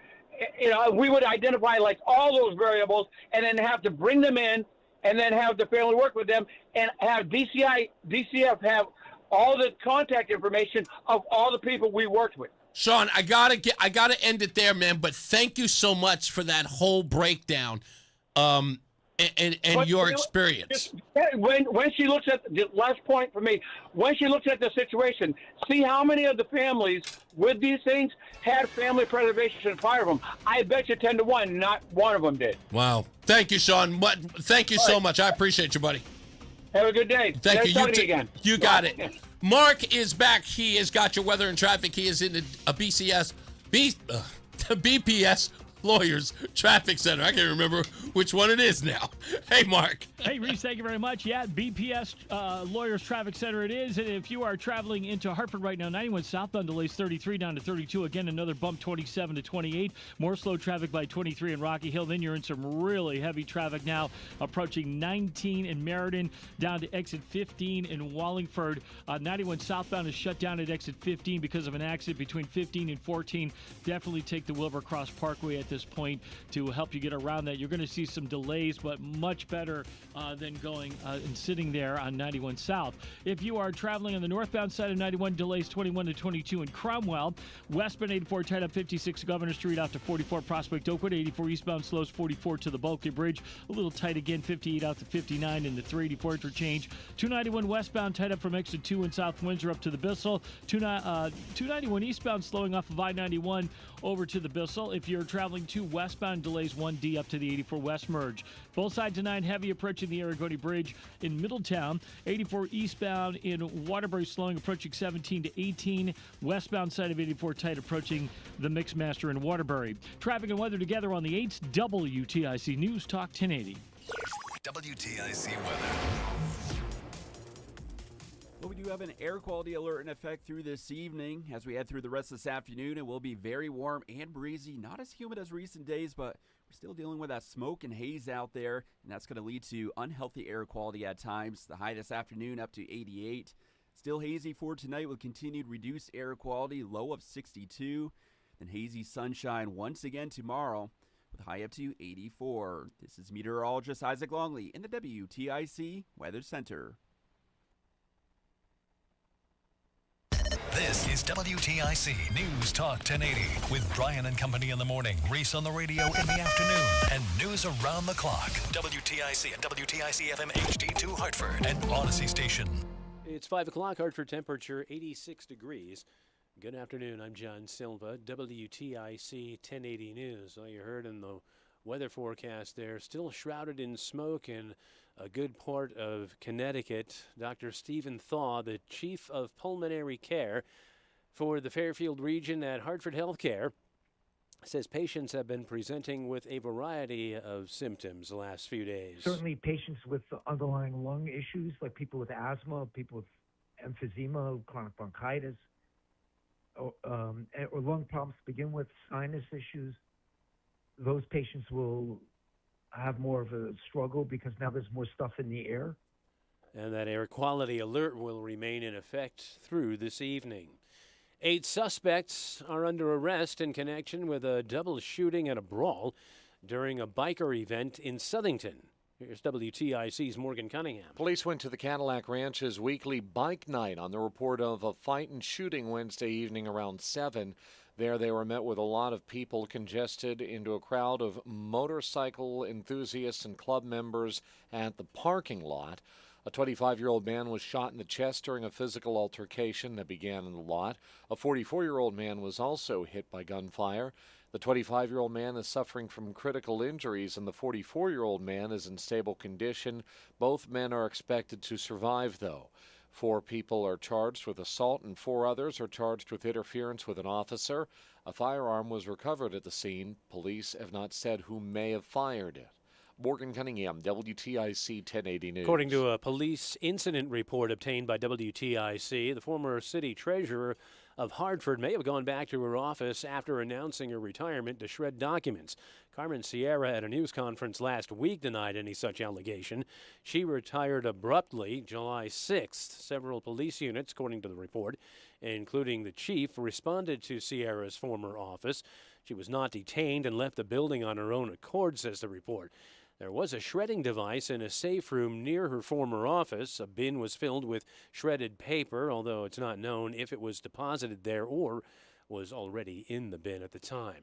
Sources familiar with his thinking say President Trump will use his primetime speech tonight to detail information received from the DNI office related to the 2020 election he still insists was rigged. Here's correspondent Michelle Frenzen. Some outgoing Republicans critical of the president say looking back at the 2020 elections does not help with the party's message. Democratic Minority Leader Hakeem Jeffries calling for the president to be checked out, he says, saying why does he continue to focus on conspiracy theory related to the 2020 presidential election that every rational person in the U.S. knows he's lost. Firefighters in New London had their hands full this morning when 2 boats caught fire at a city marina. Call came in around 5. The vessels were docked at Burr Marina. Crews had just wrapped up a house fire detail when the boats were reported on fire. 2 other vessels were also damaged as a result of the heat. Firefighters say they were moored about 300 feet from the main pier. There's no word yet on the cause. No injuries have been reported. The name of the Democrat running for state representative in Enfield is being left off the ballot after a judge threw out candidate Tom Tyler's petition forms. The judge says the forms were issued too early and filed too late, among other problems. Tyler says Enfield's Democratic registrar was working with bad info from the Secretary of the State. The incumbent, John Santinella, says he didn't file the lawsuit because he was worried about losing the race. I am not at all concerned about the outcome of the primary. I am concerned about people playing by the rules. Here in the state of Connecticut, unlike other places in the country, we follow the law when it comes to elections. Tyler is left to consider an appeal or running perhaps as an independent in the fall. It looks like it's not going to happen unless there's an appeal that reverses things with the primary. And so I'm left with an opportunity to then create a different path and run independent. Catastrophic flooding in Texas Hill Country is blamed for 1 death. Governor Greg Abbott says the person died between Kerrville and Comfort, Texas. No camps along the flooded Guadalupe River have been damaged. 70 have been rescued thus far. The river is quietly in the middle, usually. I'm being told that usually there are about maybe 2,000 cubic feet of water moving through the river per second. Today, at the height of it, it was about 215,000 cubic feet of water per second moving. We've been getting emergency alerts nonstop. Every few minutes, they would come in. Dow lost 105 points today on Wall Street. The NASDAQ gave back 387. S&P was down 38. I'm John Silva, WTIC 1080 News. Hi, I'm Joe with SimpleSaleUSA.com, and I buy houses cash. If you own a house and want to sell it fast at a fair price, call me at 203-896-4000.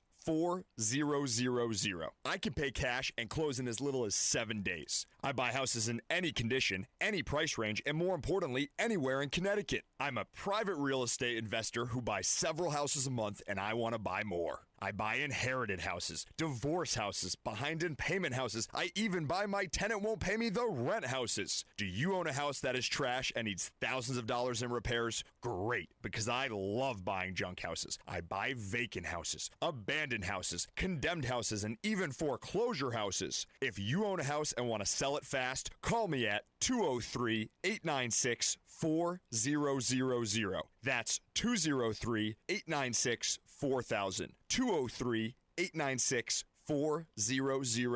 It's Reese on the radio on News Talk 1080 WTIC. Oh, now, no, I'm dragging my behind on this one.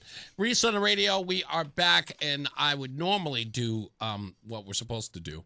And that, of course, is the music news. But I don't know if you've heard this, but it turns out we can't do anything in this building because we don't have a printer, which is really, really making me upset.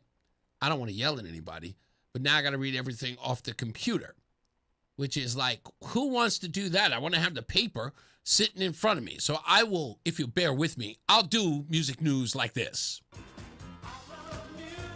News.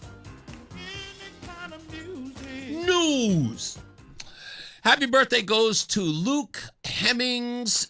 He is apparently from some group called 5 Seconds of Summer. I know one song, maybe two songs by them. James Maslow turns 36. Don't know him. He's too young for me to care. WizKid is 36. Again, too young for me to care. TJ Jackson, apparently a member of a Jackson from a Jackson family. I'm sure it's not Tito, but he is 48. Stuart Copeland of the group Police. I know them. He's 74. On this day in music in 1968, Eric Clapton, Jack Bruce, and Ginger Baker formed the supergroup known as Cream in London. In 2000, that is really not a long time ago, Coldplay scored their first UK #1 album with Parachutes, their debut, Parachutes. I do remember that album. I actually kind of like that. In 2007, the White Stripes played what is recognized as the shortest live gig ever. That's right. Shortest live gig ever. It was just one note and a cymbal crash during a Canadian tour stop in Newfoundland. In 1959, the Coasters recorded Poison Ivy at Atlantic Studios in New York. And last but not least, in 1973, a group I know Mark from West Hartford knows, likes, and has played, 1973, Grand Funk Railroad released their hit single, We're an American Band, the rock anthem celebrating life on the road. Mark Christopher is back. He is in the BPS Lawyers Traffic Center. I know you know this band. Grand Funk Railroad? Mark? There it is. You know, he was looking it up.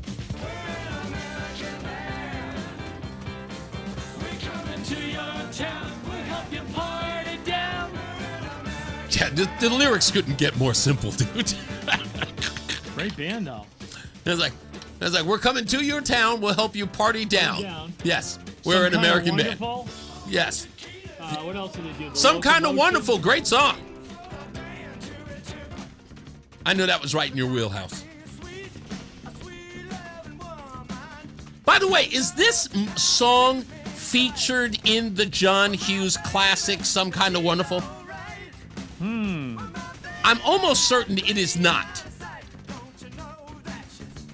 So some kind of wonderful. You know who I'm going to see tonight? What? Who do you see tonight? Band from this era, too. Who's that? The Guess Who. Ooh. American Woman. Yeah. Undone. Clap for the Wolfman. Yeah, that's right in your wheelhouse. Oh, yeah. Yeah. I wanted to go to Billy Idol, but I can't. How come? I don't know. I just don't feel like driving all the way over there for Billy Idol. That's all. He's playing in Mansfield, Mass, I believe, right? At the, well, he's also supposed to be at Mohegan Sun in August. Oh, that's right. Yeah. I was trying to go. I was like, I don't know. No, huh? $179 on a ticket. I don't think I can do it. I went to see Lionel Richie and Earth, Wind & Fire the other night at the UBS Arena in Long How Island. was that? It was a great show. Lionel Richie can still sing. Well, I'm sure he can still sing, but can Lionel Richie dance all night long? He wasn't really jumping around that much. The I big didn't think joke so. all night was he got dehydrated. I'm pretty sure that Lionel Richie was not dancing on the ceiling. See, I can do this all night, ladies and gentlemen. I am But he was I'm joking around all fantastic. night how how he got dehydrated a couple of weeks ago and how he kept drinking electrolytes on stage. It was pretty funny. Well, when he got But no, on he can still stage, sing. did he say, hello? Yes, he did, as a matter of fact. I'm just wondering. Billy Idol, August 8th, Mohegan Sun. Yeah, Mohegan Sun. I can't justify $180 for a ticket, man.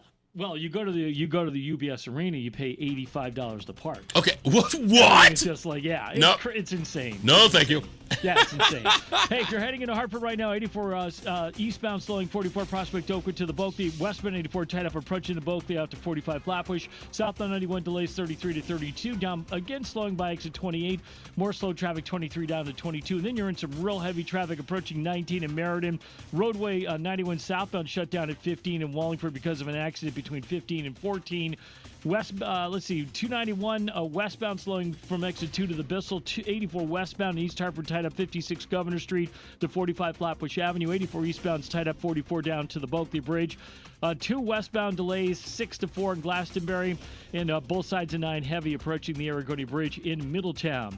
Traffic and weather together on the 8th WTIC News Talk 1080. WTIC weather. Well, as we head through the rest of this afternoon, very warm out there with areas of smoke and haze, and we do have an air quality alert in effect through this evening. That is due to unhealthy levels of air quality that will linger through the rest of this afternoon into the evening hours. High of 88 this afternoon. Rather hazy out there tonight with continued reduced air quality, low down to 62. More hazy sunshine on the way for tomorrow, and again, we're dealing with those air quality concerns. The high tomorrow up to 84, a few clouds around tomorrow night, low 63. And for Saturday, we enter a wetter period of weather here with considerable clouds, breezy for the afternoon hours. There will be a couple of showers and even a heavy thunderstorm around as well. The high Saturday, 83. Right now it's 86 in Windsor Locks, 82 in Hebron, and 85 degrees in Hartford. This is meteorologist Isaac Longley in the WTIC Weather Center. Join us this Sunday for Tumalo Financial, your go-to for retirement planning and taxes. Tune in to the father-son duo from 7 a.m. to 8 a.m. or catch replay from 5 to 6 p.m. Tumalo Financial, retirement planning with integrity on WTIC News Talk 1080. Hi, Eric Hogarth with Money Wisdom. Tune in this week, and as we discuss practical strategies to grow your portfolio, we also have a few updates on the market. Tune in on Money Wisdom, TIC News Talk 1080. If you're in the Hartford area and caring for a loved one with Medicaid, get paid starting today. Freedom Care has already helped over 162,000 families get the care they deserve, with 97% satisfaction and more than 8,000 five-star reviews. If you have Medicaid and are 65 or older, you need to hear this. You may qualify to choose a caregiver you already trust, a family member or friend, and they can start getting paid tax-free. No agencies, no strangers, just someone you know helping with meals, medication, bathing, mobility, and more. This service isn't for later, it's for right now. It's 100% free to you through Medicaid, and caregivers get paid right away after their shift. Find out if you qualify today. Call 860-777-1597. That's 860-777-1597. Don't wait. Call 860-777-1597 now. Again, 860-777-1597. Freedom Care. Get paid to care. Starting now. Freedom Care. We're here for you. Attention. Have you racked up $10,000 or more in credit card debt? Are you barely getting by making minimum payments? With credit card debt reaching all-time highs, National Debt Relief is notifying consumers about significant debt relief options currently being made available to help those with overwhelming credit card debt. These options may reduce a large portion of credit card debt for those who qualify. You don't need to declare bankruptcy or take out a consolidation loan, and you may only have to pay back a fraction of what you owe, even if you have bad credit. National Debt Relief has already reduced the credit card debt for more than 550,000 consumers, so don't wait. If you owe $10,000, $20,000, or even $100,000 in credit card debt, you can now take advantage of this financial debt relief as the cost of living continues to skyrocket. To check what debt reduction you may qualify for, call 800-358-6868. That's 800-358-6868. Again, 800-358-6868. From politics to news to music to movies and anything above the sun and outer space and beyond, it's Reese on the radio. Damn, he's good. Only on News Talk 1080 WTIC. All right, back and live right here. Let me turn that down. Goodness gracious, I don't put everybody's microphone up and everything. Hanging out with us again for a second part of her, what can we call it? I think the most important, her tea party, because she's giving all the tea. Jendayi Scott is in the house from Angels of Edgewood. Don't forget to check her out at angelofedgewood.org. What's that? Mark's comment? Oh, Mark from West Hartford texted. He said, we don't have a printer in the building, but do we have a shredder? So I don't know if we do. He's so petty. Yeah, he is very petty. Look, God bless him, though. So the last time you were here, and I was telling everyone that you kind of really, really broke some news, some inside baseball that took place behind the scenes in this very, very statewide story as it pertains to the woman's name is Cicero, right? Is that her name? Correct. Sansaray. Sansaray. And Doug McCrory, Senator Doug McCrory. And the issue here is that Blue Hills, what was the full name? Blue Hills Civic Association, BHCA. Exactly. Blue Hills Civics Association had to be shut down as a result of what the FBI and many others are calling mishandling of state funds and federal money as well. Misappropriation, because a lot of state funds come from the feds. Exactly. So this money, and what made part of this the issue was that the money that was going to Blue Hills, that there was some money that was going to different, what do you call it? Organizations, but routing numbers. Yes, thank you, sweetheart. Yep. Through different routing numbers. Correct. And there was really vague details associated with this money that was going to other routing numbers. But they were talking about numbers as high as $300,000 to $500,000. You came in yesterday to describe a little story that involved you personally, and that was you, as you stated, you go around begging for money because you are a nonprofit and you're helping your community, and that's what you do. You need this, this funding from the state and sometimes federal, and you need to speak to elected officials to get that money to you. Yes. And in this particular case, a man that you had never associated with, you had no real good relationship with, Doug McCrory, says, hey, you know how much money you need? You explained to him that it's in upwards of $10,000. Correct. In that conversation, for a security deposit. For a security deposit, right, for a place that you needed to be able to cook and work. Yes. Because the renovations on your actual facility were underway or about to be underway. Correct. So in doing so, he volunteers that he is going to get you that money, says go down to his office. You don't know where his office is because you don't F with him, as they say. Right. You don't play with him like that. And so you finally get to his office, and he calls Blue Hills, and you stated here on the show was that he directed the people at Blue Hills to take the money that was already given to them, because they're a nonprofit, to then wire that money to you. Correct. Which then led ultimately to an FBI, I guess I would say, interaction with you in a hospital. Your daughter's there, and I would call it a routine day, if not for you visiting your daughter at the hospital. But the FBI comes there to talk to you. Why? Because, of course, this money, as they see it, is weirdly being misappropriated into your routing number. Right. And this investigation was going on very early before we ever heard word of it. Yes. In fact, something like a year and a half before it ever became public. Correct. Before it became public last April. Okay. We're up to speed now with finally this money is, where are we now? So the first thing, before I get to where we are. Yeah, because I'm sure I missed some stuff. No. You didn't miss anything. But what I want to put out there to the public, right, is because I have people who, still support them, and that's totally their opinion, their decision. Right. But anything that I'm saying today and that I've said yesterday, this isn't anything new. The problem is our community does not read. And this story has been placed in the deep details in Connecticut Mirror and partially in Fox, right? So I even went as far as giving them our bank statement to publish it publicly. But, no one has time for the truth. Right. And so, some folks were upset because I'm speaking out, and that's their right. But what I am going to do is I'm going to always protect the only thing that I have left, which is my reputation. That's the only thing I have left after this scandal.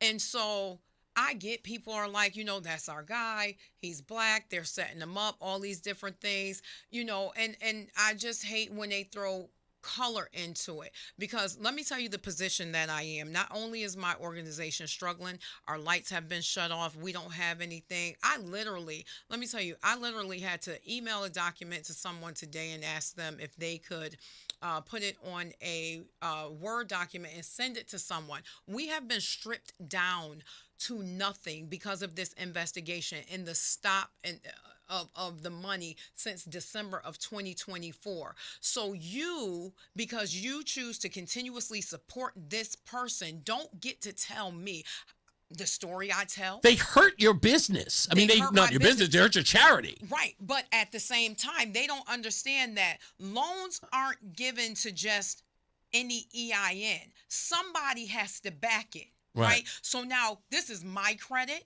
Right. All of these things that are being hurt. We had so many excellent banking relationships. Our bank funded Angel of Edgewood for things that they never fund for nonprofits. And so they can say, whatever it is that they want. But one of the things where we left off yesterday when I talked about the $10,000 in the account, and this is something that I learned by reading in the paper. I didn't even know this part, right? So it made sense as to why I was getting certain questions from the feds and the auditors who are doing the state audit. They asked me about a $30,000 amount. And I was like, no, where are you getting this from? Here I am thinking these are the same people exaggerating stuff again. Right. That's not what happened. So I go to a few of the newspapers and I pull up the information and I click on the hyperlinks, because that's the other thing our community don't know, right? So Right. They argue all the time.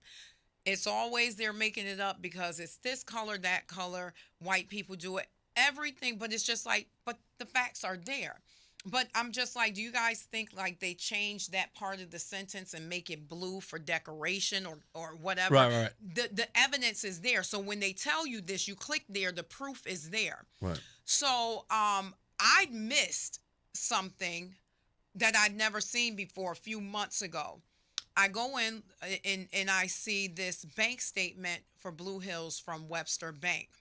And I found out on my own, still haven't dealt with this for a few years now, that now I know why they were asking me about $30,000. That initial deposit when he called and said, give your routing number, we're going to give you the $10,000.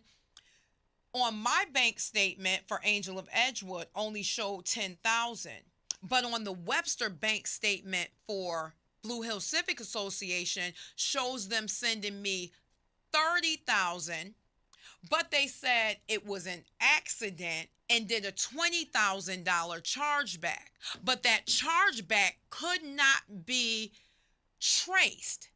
So here I am. Y'all asking me about $30. Ain't no $30. We got the big prices right check and did all this stuff in the media. What are you talking about $30,000? So when they did that quick chargeback, and this was the pattern, send this amount, say we entered it by accident, and bring the rest back in. But nobody knows what happened to the rest of the money. This person set up organizations that were credible and had excellent community relationships, because you had been doing all of this fraud and connecting with all these folks that are in cahoots with you, and you were allowed to funnel through. In the end, when the feds came in for all this stuff came in, it was like, oh, let's start giving money to this one, this one, this one, this one. So it's like when they say, did you get money back? Any kickbacks, this, that, and the other? It's like, why would I do this? Did I ask the angel for any money back? Did I ask so-and-so for any money back? It's a public, it's nothing more than in court of public opinion sort of bloviating about, oh, look how good we are. Yes. But it could not cover the millions that were actually stolen. So if we're to take, and this is speculative, so I want to make sure, because again, you are just a byproduct of what the feds believe is a larger scandal, if we're getting this right. Correct. In essence. And you're right. So this is money coming from the state, be it federal. This money goes to Blue Hills, and then that is laundered elsewhere. Correct. And that's the speculation that the FBI has. In essence, what it is the crux of this investigation. And you have become a byproduct of that because they brought you in. So here's the deal. Well, everybody else is just saying, I ain't saying nothing. You're saying, well, look, the people I'm trying to help are now in jeopardy because I was dragged into this, because the only thing I was trying to do was to help them. You know, it's my job to go in and ask for this funding, and I get roped into a scandal, not of my own, doing. Yeah. And now every reputation that I built, that I worked so hard to build, is now on the outs. Exactly. And when I went to other executive directors and other organizations, and I'm like, listen, we need to come together. We need to do X, Y, and Z. They act like I was a plague. No one wanted to be involved. No one wanted to touch me, support, speak out, nothing. Okay, that's cool. So let me tell you this part. We had our back to school event, right? This was after we got the $10,000. That was in July when we were able to use the money for the security system. Right. I just want you to know how deep this scandal went and what positions people were placed in. I may have to hold you because we're literally at the break, a hard break that we have to. But stand by. I want to hear the rest of this when we come back from the break. And when you break, everybody better come back because I need to tell them about this next deposit. Okay. More on this when we return. Jendayi Scott from Angel of Edgewood, involved in his Doug McCrory scandal, will be back with us in a moment. Stand by. Mark Christopher's back as well. He is in the BPS Lawyers Traffic Center. Hey, Mark. Hey, Reese, thank you very much. If you're heading 91 southbound into Hartford, delays 33 down to 32 A and B, and again down by exit 28. More slow traffic, 25 S and N down to 23, West Street and Rocky Hill. And 91 southbound shut down in Wallingford at exit 15 because of an accident. Southbound 91 between exit 15 and 14. Delays are back approaching exit 20 Country Club Road behind it. So real lengthy delay there. Stay on the Wilbur Cross Parkway to get around that. If you are traveling on the northbound side of I-91, look out for an accident now, and that's northbound between exit 20 and 21. The right lane is shut down there. Looks like delays are approaching 20 behind that. After that, good ride up into Hartford. If you're traveling westbound 84 into Hartford, delays 56 Governor Street out to 44 Prospect Oakwood. 84 eastbound's locked up, 44 down into the tunnel. 2 westbound slowing in Glastonbury, 6 to 4. Again, 1D up to the 84 west merge. 291 westbound's tight from exit 2 in South Windsor up to the Bissell. 291 eastbound slowing from I-91 over to the Bissell Bridge. Both sides of 9 heavy approaching the Aragoni Bridge in Middletown. And if you're traveling on the northbound side of the Parkway, look for delays now from Orange up to exit 46 in New Haven. Traffic and weather together on the 8th WTIC News Talk 1080. WTIC weather. Well, we do have an air quality alert in effect through this evening. As we head through the rest of this afternoon, it will be very warm and breezy. Not as humid as recent days, but we're still dealing with that smoke and haze out there, and that's going to lead to unhealthy air quality at times. The high this afternoon up to 88. Still hazy for tonight with continued reduced air quality, low of 62. Then hazy sunshine once again tomorrow with high up to 84. This is meteorologist Isaac Longley in the WTIC Weather Center. Follow WTIC News Talk 1080. Don't miss out on important updates in Connecticut. From breaking need-to-know news, weather alerts, and more. Follow WTIC News Talk 1080 on the Odyssey app now. And now, a WTIC news update. It's 5:30. Good afternoon. I'm John Silva, WTIC 1080 News. Hazy, smoky skies. It's 87 degrees. 8 people were arrested Wednesday night after a brawl and a shooting at a club in a restaurant, that is, in Southington. Biker groups had gathered at the Cadillac Ranch restaurant for a charity event when the shots rang out. 2 people were hit by gunfire and are in the hospital receiving treatment. Police incident report obtained by WTIC indicates the former treasurer for the city of Hartford was in her office days after announcing her abrupt retirement. The report states police received information that Carmen Sierra was shredding documents. At a news conference last week, she denied the claims she had a shredder, although the report does state that one was in an adjoining room by her former office. She was allowed to leave the office on her own accord. President Trump delivers a primetime address tonight. He's expected to talk about election security. White House Press Secretary Caroline Leavitt. It will shock you if you have an honest eye listening to the president tonight, and everything he is saying will be backed by facts and by evidence that will be provided this evening. WTIC News Talk 1080 will air the president's speech beginning at 9. The same area that was the scene of deadly flooding in Texas last 4th of July is again in the crosshairs. 1 death has been reported. There have been 70 rescues. The town of Comfort, Texas, was inundated by heavy rain that sent the Guadalupe River over its banks in the towns of Kerrville and Comfort. More smoke in the air today. Air quality alerts posted for Connecticut. Those will run through midnight or until midnight as the wildfire smoke shrouds the state again. Things should get a little better around here tomorrow, though, as the smoke is pushed farther south. And the agent for the actor Sam Neill says he died from pneumonia.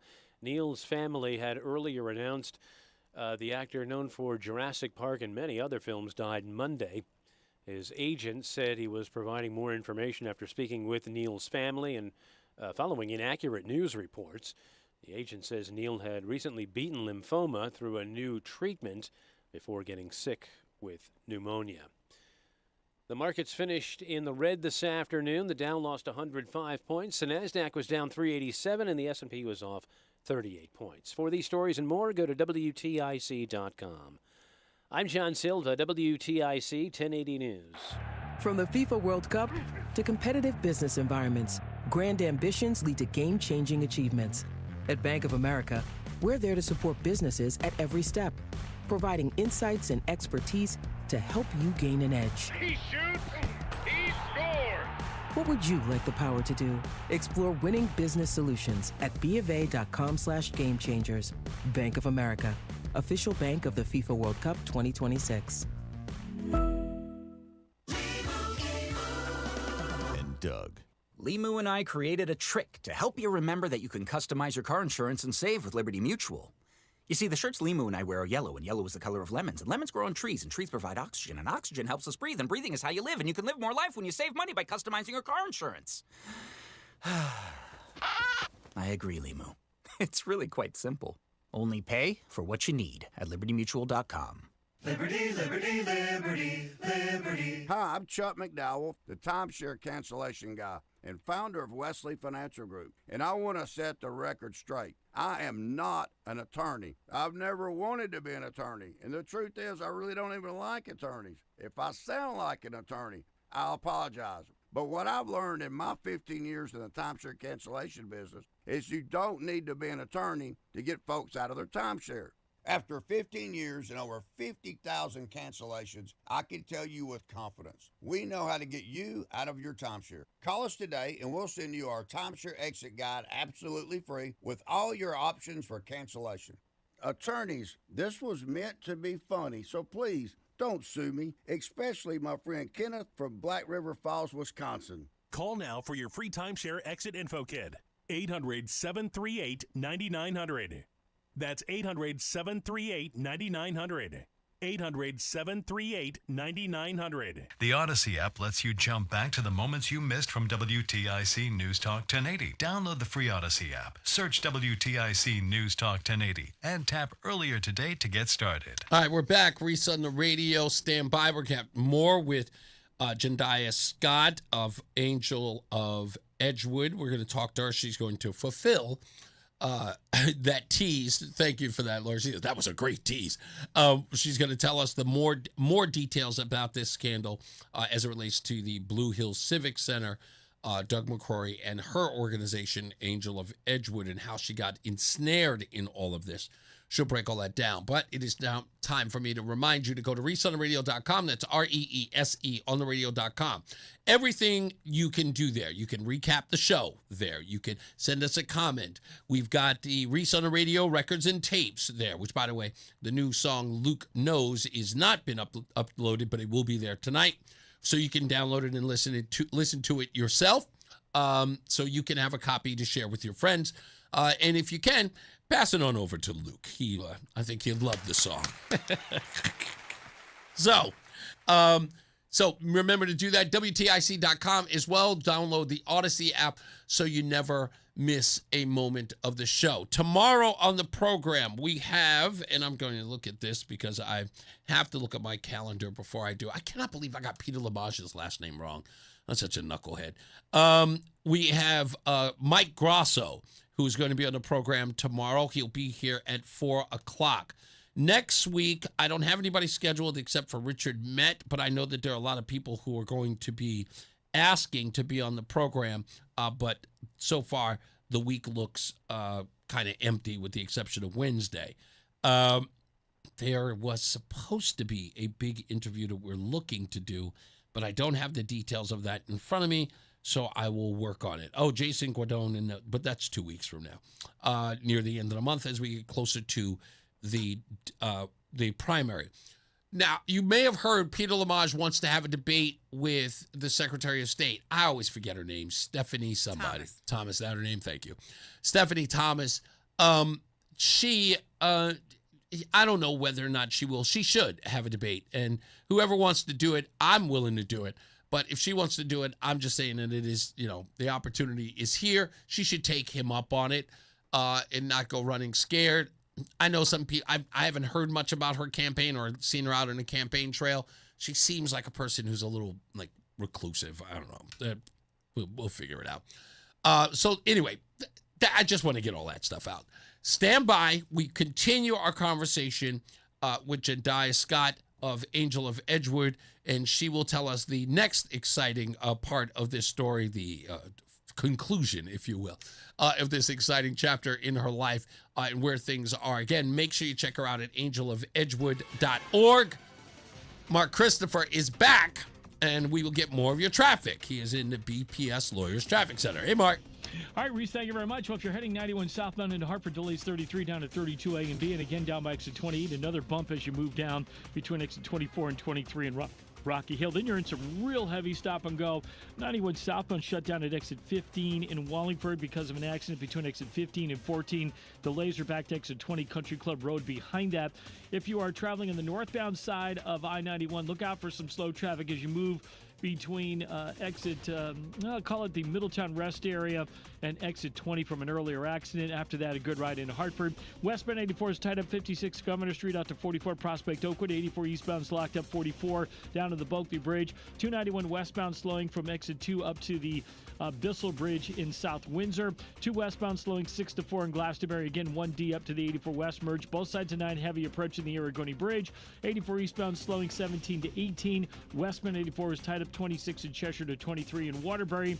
And if you are southbound 95 New Haven, that's tight 46 down to 44. Traffic and weather together on the 8th WTIC News Talk 1080. WTIC weather. Well, we're going to continue to see areas of smoke and haze out there through the rest of this afternoon. It's going to be very warm, and we do have an air quality alert in effect that runs through this evening due to the very poor air quality out there from the Canadian wildfires. High this afternoon up to 88, still hazy and smoky for tonight with continued reduced air quality. We'll be heading down to a low of 62. Heading into tomorrow, more hazy sunshine on the way. Still poor air quality out there, unfortunately, with a high tomorrow 84. Then partly cloudy tomorrow night, low 63. Will turn wetter for the first half of the weekend with a storm moving in. Saturday, plenty of clouds around with a couple of showers and a thunderstorm as well. The high Saturday, 83. And just a stray thunderstorm in spots early in the morning for Sunday. And it turns less humid for the rest of the day, increasing amounts of sun. with a high Sunday of 84. Right now it's 85 in Granby, 82 degrees in Unionville, and 85 in Hartford. This is meteorologist Isaac Longley in the WTIC Weather Center. Increase your vehicle's performance with Lucas Fuel Treatment at O'Reilly Auto Parts. Add it to your tank to eliminate carbon and varnish deposits. Get 2 bottles of Lucas Fuel Treatment for just $9. Plus, receive 2 times O rewards points at O'Reilly Auto Parts. When you're hiring, have you ever felt like you're missing out on meeting truly great candidates for your roles? It seems impossible to find them, but they have to be out there somewhere, right? Well, they're not hard to find when you know where to go, and that place is ZipRecruiter. And right now, you can try ZipRecruiter for free at ZipRecruiter.com/radio. ZipRecruiter helps 10 million people with their job search every day. And because these people are actively looking for jobs just like yours, it's easy to find the right person right away.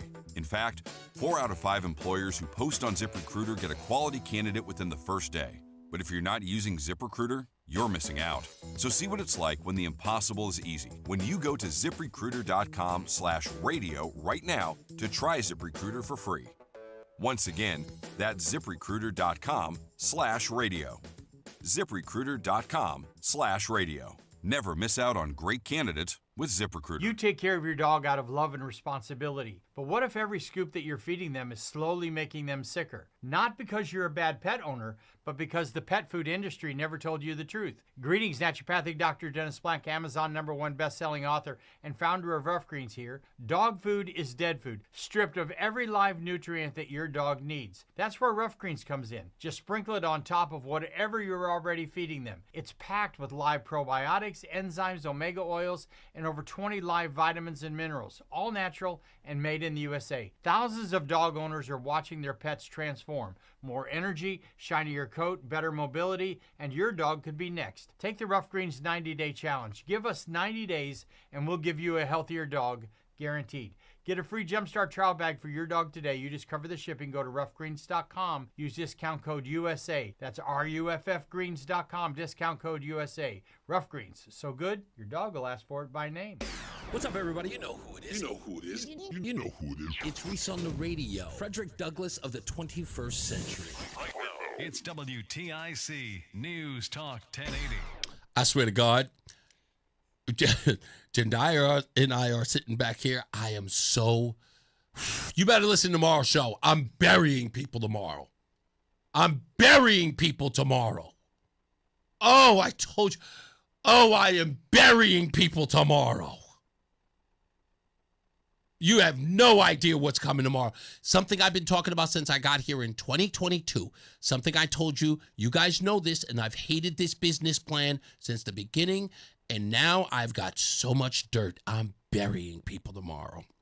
It's so nice to have this come to fruition. By the way, before we get into the next part of this exciting saga, Mark from West Hartford delivered this to you. It is a Hartford Fire Department t-shirt.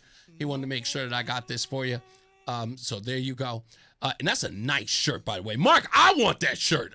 He said gave it to you first, knowing I'm the t-shirt king around here. Thank you, Mark. Okay, so let's go. Where are we at this point? You said there were some things that you needed to get that we're adding to this. This point, we are where?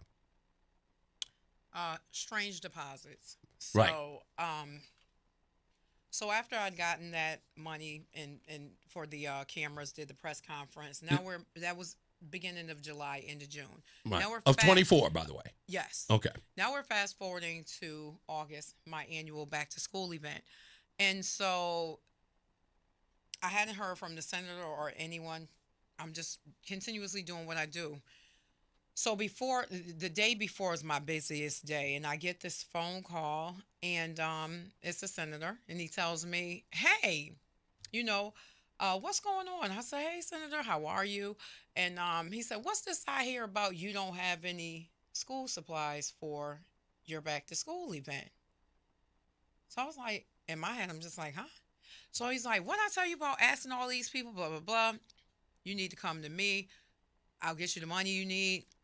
But I was just like, well, who's telling you this? Because anybody that knows our organization and what we do at this big event, we're food insecurities. So I raise money thousands of dollars, and we purchase through our USDA partner, Carbonella and DeSarbo out in Branford. Shout out Maria.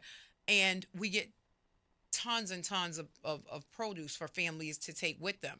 Now, there are school supplies there, but the vendors distribute them themselves. Nothing to do with Angel of Edgewood. Right. So he says someone from another organization is going to protect them. I'm not going to say, is going to give you a call. You got PayPal? Give your PayPal. So I'm like, okay. So he hangs up. The person calls me. And she says, hey, just talk to Senator, what's your PayPal? And I said, can you tell me where y'all getting this information from? Who's telling you I need school supplies? Because everyone knows I don't do school supplies. So she said, oh, I don't know. I just got a call from the senator this morning, told me send you some money, blah, blah, blah. So I said, you know what? Let me call you back. Let me just call you back. Let me get settled.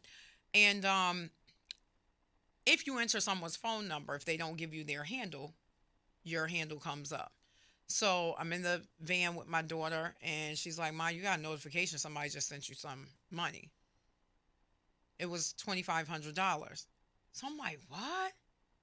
I was like, no. So now at this point, right, I'd already been dealing with the federal agents for several months, and I kept my word that I'm going to keep you abreast of any and everything that happened, because, like, I'm not going to be acting like I'm in cahoots with this person. So I did reach out, and I said, I got this deposit that I didn't ask for. What do you want me to do? So they asked for the information again. Click on this, transit numbers, whatever, and that's what I sent. Fast forward, so I told my daughter, I'm like, listen, call Maria and them, increase that produce delivery for tomorrow by $2,500. So that night, it was about 10 of 8, we were in Party City on the Turnpike before they closed down. My daughter and I had about 8 carts of clearance and markdown stuff for the next day. And so someone else called me from the same organization, different person. And so she said, hey, how are you? I picked up the phone because I wanted to make sure she's okay. She's an older lady. And so I said, hey, is everything okay? And she said, yes. So I said, would you mind if I give you a call back? Because we're trying to check out and the store's closing. And she said, well, I just wanted to know what your PayPal handle was. I just got a call from Senator, and someone told him you didn't have school supplies. Now we're going from 8 in the morning to 8 at night. And so I'm like, huh? I said, you know what? Give me a minute. Let me get the van loaded up, and I'll give you a call back. I'll never forget. We get in the van, we leave almost an hour later, and we're heading up Berlin Turnpike. And right when you get to Wendy's, it was on the right side, headed toward the highway. And my daughter says, Mom, another donation just came through for like $2,500. I said, oh, no. So at that point, I said, hold on. I said, I called my board members. One of them said, I said, this memo section, I told him what it said. I can't say it. I said, this memo section has these acronyms. I know what 2 of them are. I don't know what the third is. When he told me what the third is, he said, get that SHIT out of our account. Wow. I said, say less. After that, I want to say it was like almost 9:30. I called Agent Conklin. I said, I got another money transfer. You kidding me? So I sent him all the information, and that was that. I want to say maybe 2 days later, I got a call from a friend from another organization who said, hey, where are you? I said, I'm down on the avenue at the Y. He said, are you busy? I said, no. He said, I need you to come to my office right away.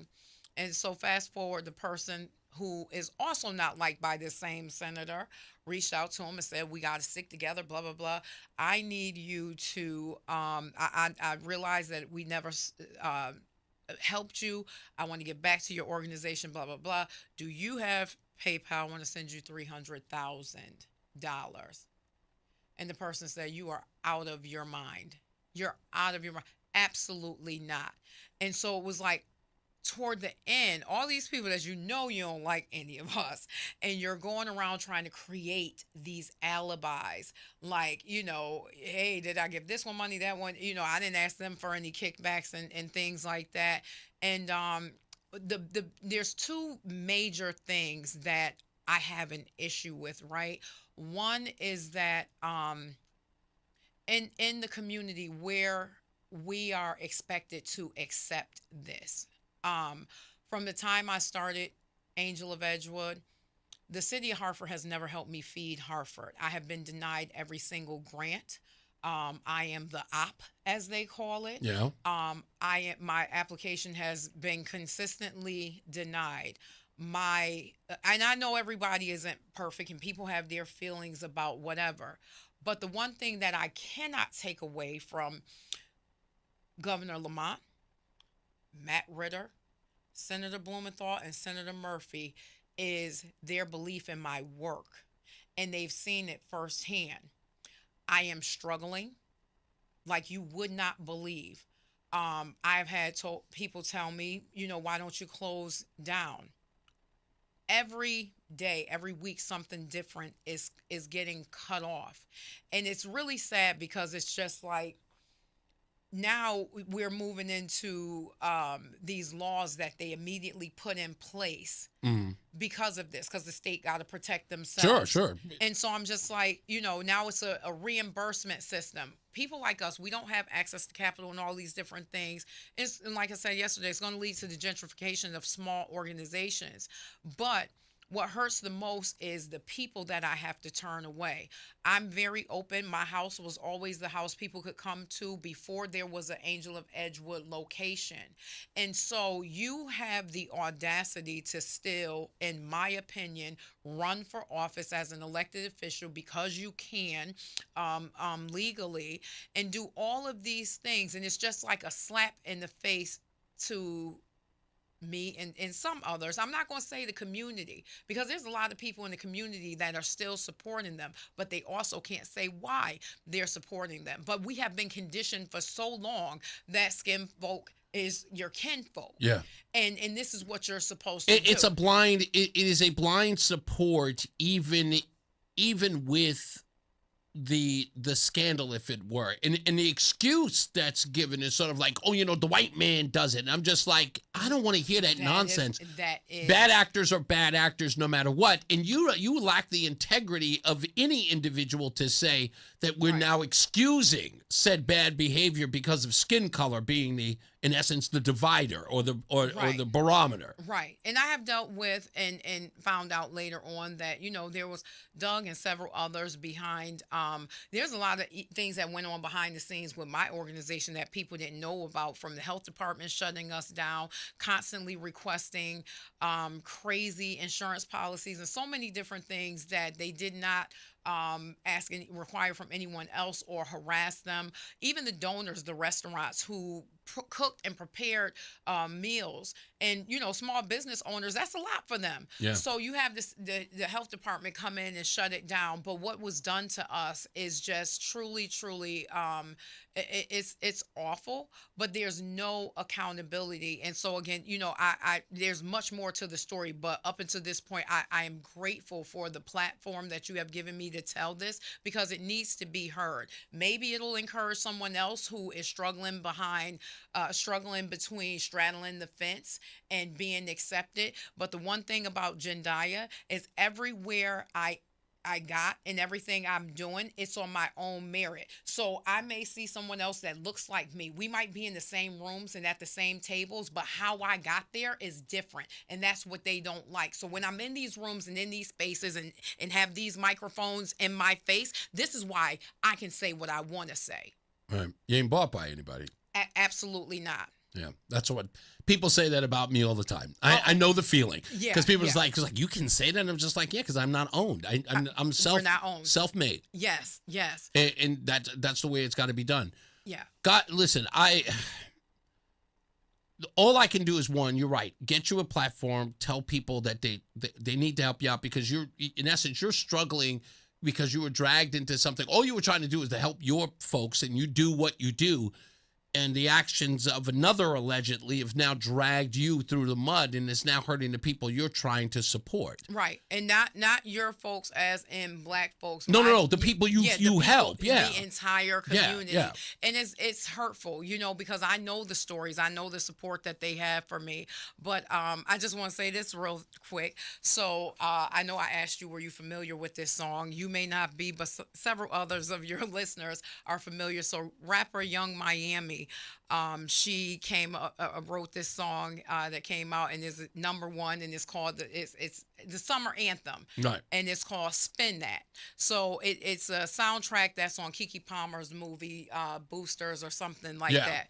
So a lot of controversy or whatever, right? But I was inspired because there were people from around the country who were making different versions. of parodies, the song. if you will. Do you have one? I do. But do you have an actual recording of it? I don't. I have the words. Did you pull up the No, the I sound? couldn't because I can't. It's going to be difficult to be here because of the sound that's inside the studio. We've been having problems with the sound. Okay, all it's day. okay, but I'm gonna say the lyrics. You may not know yet. We'll play it later for you, but your listeners are going to know. So, Young Miami, Spin That. So, my version is, where all my scamming politicians at? Spending that money fast, 20s, 50s, 100s, cash. All our grants are in their bag. Boosting officials, where y'all at? Cutting them budgets fast. Pensions, healthcare about to crash. Gotta pay their friends off fast. Spin that ish. Spin that ish. Spin that ish. Yeah, I think you're going to have to record that, without a doubt. I think you're going to have to record that. It's turning pretty much into that. Corrupticut is... when you deal with so much corruption while you're trying to help people that you're able to come up with bars and I ain't nobody's rapper. Wow. Yeah. Sometimes it's just too easy. It is. All right, well, listen, what you and Roseanne have become fast friends. We got to get you some help and get you some support, because who knows where you're going to have to go to get your reputation back after being dragged into this. Everybody else's, dirty laundry is now pretty much gone into your bin. I'm laughing now, but I spend a lot of nights at home crying. I don't get paid. We're 100% volunteer, and it's only the grace of God. Thank God. Me and my landlord, we have gone through it. We have a love-hate relationship, but he is truly the only reason that I am not homeless. He was just texting you. He was just texting me. You. He's Yeah. like, oh, my God, I'm listening to you on the radio. Yes, Ace Andalib Enterprises. You can look us up. We've been in the news, but we turned our story around and became advocates for mending landlord-tenant relationships. Well, help my girl out, darn it. Okay? All right, I got to get up out of here. Thank you so much, Jendayi. I appreciate you coming back today. Thank you so much. And trust me, we will have you back because we'll get more updates on this. Folks, as I always say, radio is free, so we thank you for paying attention. Remember to keep JC in your hearts and in your mind. Sean Patrick, we love you and we miss you. Remember that panic is not planning, so plan your work and work your plan. Me, I'm Reese on the radio. You have a good night, pleasant tomorrow. We'll see you back here at 2 p.m. This is a day. Oh, I'm going to bury so many people tomorrow. Mark Christopher, he is in the BPS Lawyers Traffic Center. Good night, sir. Hey, good night, Reese. If you're heading into Hartford southbound 91, look for delays 33 down to 32A and B. You've got delays again in Rocky Hill 23 down to 22 in the Route 9 interchange. Then you're back into heavy traffic again, approaching 19 in Middletown.